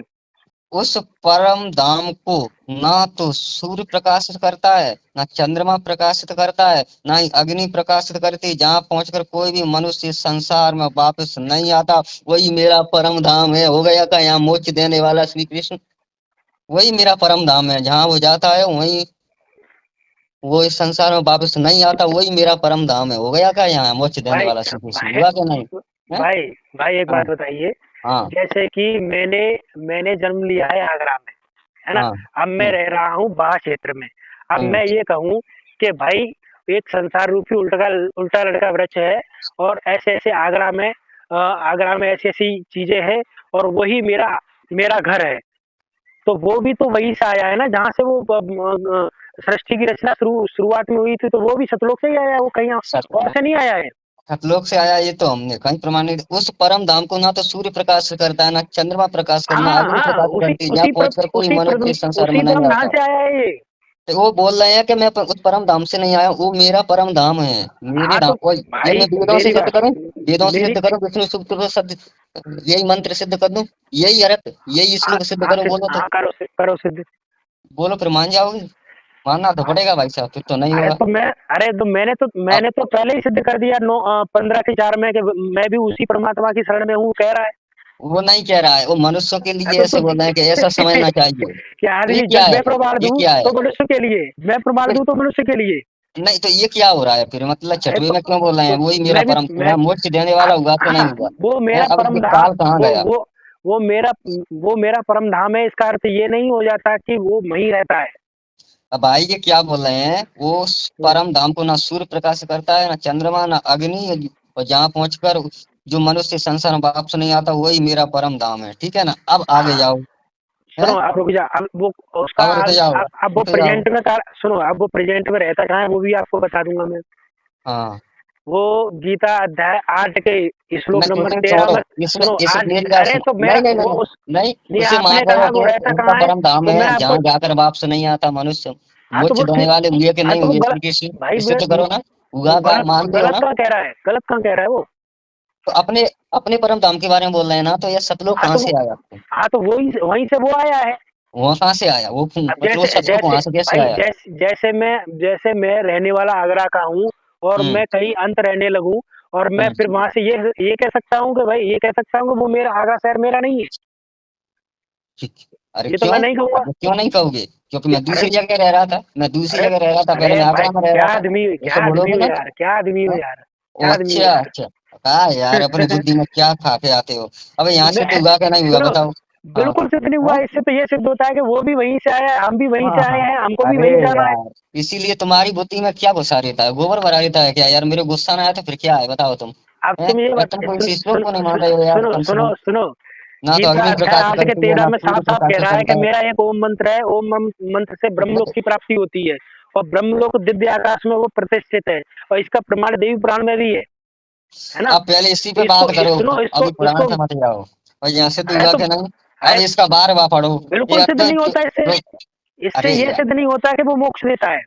तो ये लिखा तो हुआ है कि अभी नहीं समझ में आ रहा है कि नहीं हाँ देता तो है? जो वहां इसमें ये पहुंच जाता है उसका पुनर्जन्म नहीं होता, वही मेरा हाँ तो परम धाम, मतलब हाँ तो मेरे हमें धाम को पहुंचने हमें के बाद उसका तो इसका पुनर्जन्म नहीं होता। इससे ये सिद्ध हुआ कि हमें उससे कोई अन्य परमात्मा है उसकी खोज करनी चाहिए। कहाँ लिखा हुआ है अन्य की कोई करनी चाहिए? खोज के बारे में तो लिखा हुआ है यार। तो उसके बारे में, पर अपने बारे में बोल रहे हैं वो तो, अपने उसके बारे में बारे में कहाँ बोला है कि कर लो। मेरी खोज करनी चाहिए, कहाँ लिखा है फिर, तो ये क्या है ये? कहाँ है है? लिखा, कहाँ लिखा है मेरी खोज करनी चाहिए। ये क्या है, उस परम पद को ना क्या सूर्य मूर्ख प्रकाश आदमी हो करता है यार, ना चंद्रमा। क्या, या फिर क्या हद कर दी। अगर अगर वो अपने बारे में भी कहता है तो वो यही कहता है कि प्रेजेंट में या वर्तमान में या भविष्य में भी मेरी ये सब क्रिया होने के बाद में मेरी खोज करनी चाहिए, तो ये लिखा होना चाहिए था। वो तो ये कह रहा है कि उस परमात्मा की खोज करनी चाहिए। अरे ये तो पहले भी अपने बारे में बोल रहे हैं, उसके बाद अरे में क्या, उसके बारे में, तो अरे ये भी तो यार बात है ना, सुनो, संज्ञा रूप में प्रयोग हो रहा है शब्द, ठीक है अरे ना? सुनो, ये संज्ञा व्याकरण में पढ़ो तुम पहले, फंसे रहोगे, यार तुम तुम नहीं कम कुछ से नहीं कम। जान पाओगे। हैं? तुम कुछ नहीं जान पाओगे। तुम तो ऐसे होता गीता है के यार, गीता जबरदस्ती करते हो। गीता पढ़ी है हैं? तुमने, लेकिन समझा कुछ नहीं है तुमने। ठीक हैं? है, अभी वो तो टाइम ये भी ज्यादा हो गया, बोलता है कल कि बात वेदों में करेंगे। मैं पुरुषोत्तम रूप से विख्यात हूँ, वेदों में मेरा नाम पुरुषोत्तम है। हाँ ठीक है ना, हाँ। वेदों के अनुसार भक्ति मुक्ति हो जाती है, प्रमाणित करके अब दिखाओ। ठीक है, ये तो सिद्ध हो गया, मानो या ना चलो हम मानो। कल बात अब करेंगे, ये हम तो, अब ये कल तो बात आ जाए, करेंगे, वेदों टाइम में ज्यादा हो बताओ, गया। वेदों में बताओ। कल बात करेंगे बाकी। बस हो गया। टाइम ज्यादा हो गया, रात हो गया। ज्यादा हो गई। नहीं अब मानना तो पड़ेगा यार, अब गीता पे बात नहीं करना चाहिए। मैंने तुमको बता कल दिया। बात करेंगे, यहीं से स्टार्ट करेंगे, ऐसा है ना, रात ज्यादा हो गई, घर वाले सो रहे हाँ हैं। हाँ, वो बात सही है, लेकिन अब गीता पे बात आप छोड़ देना, वेदों से क्यों बात छोड़ करना, देंगे, ठीक है ना? तुम गीता में तुम तो सही तो जवाब मैंने तो सिद्ध नहीं दे कर पा रहे दिया हो। ना, मैंने सिद्ध ठीक कर ठीक दिया ठीक ठीक ठीक ठीक। उस धाम को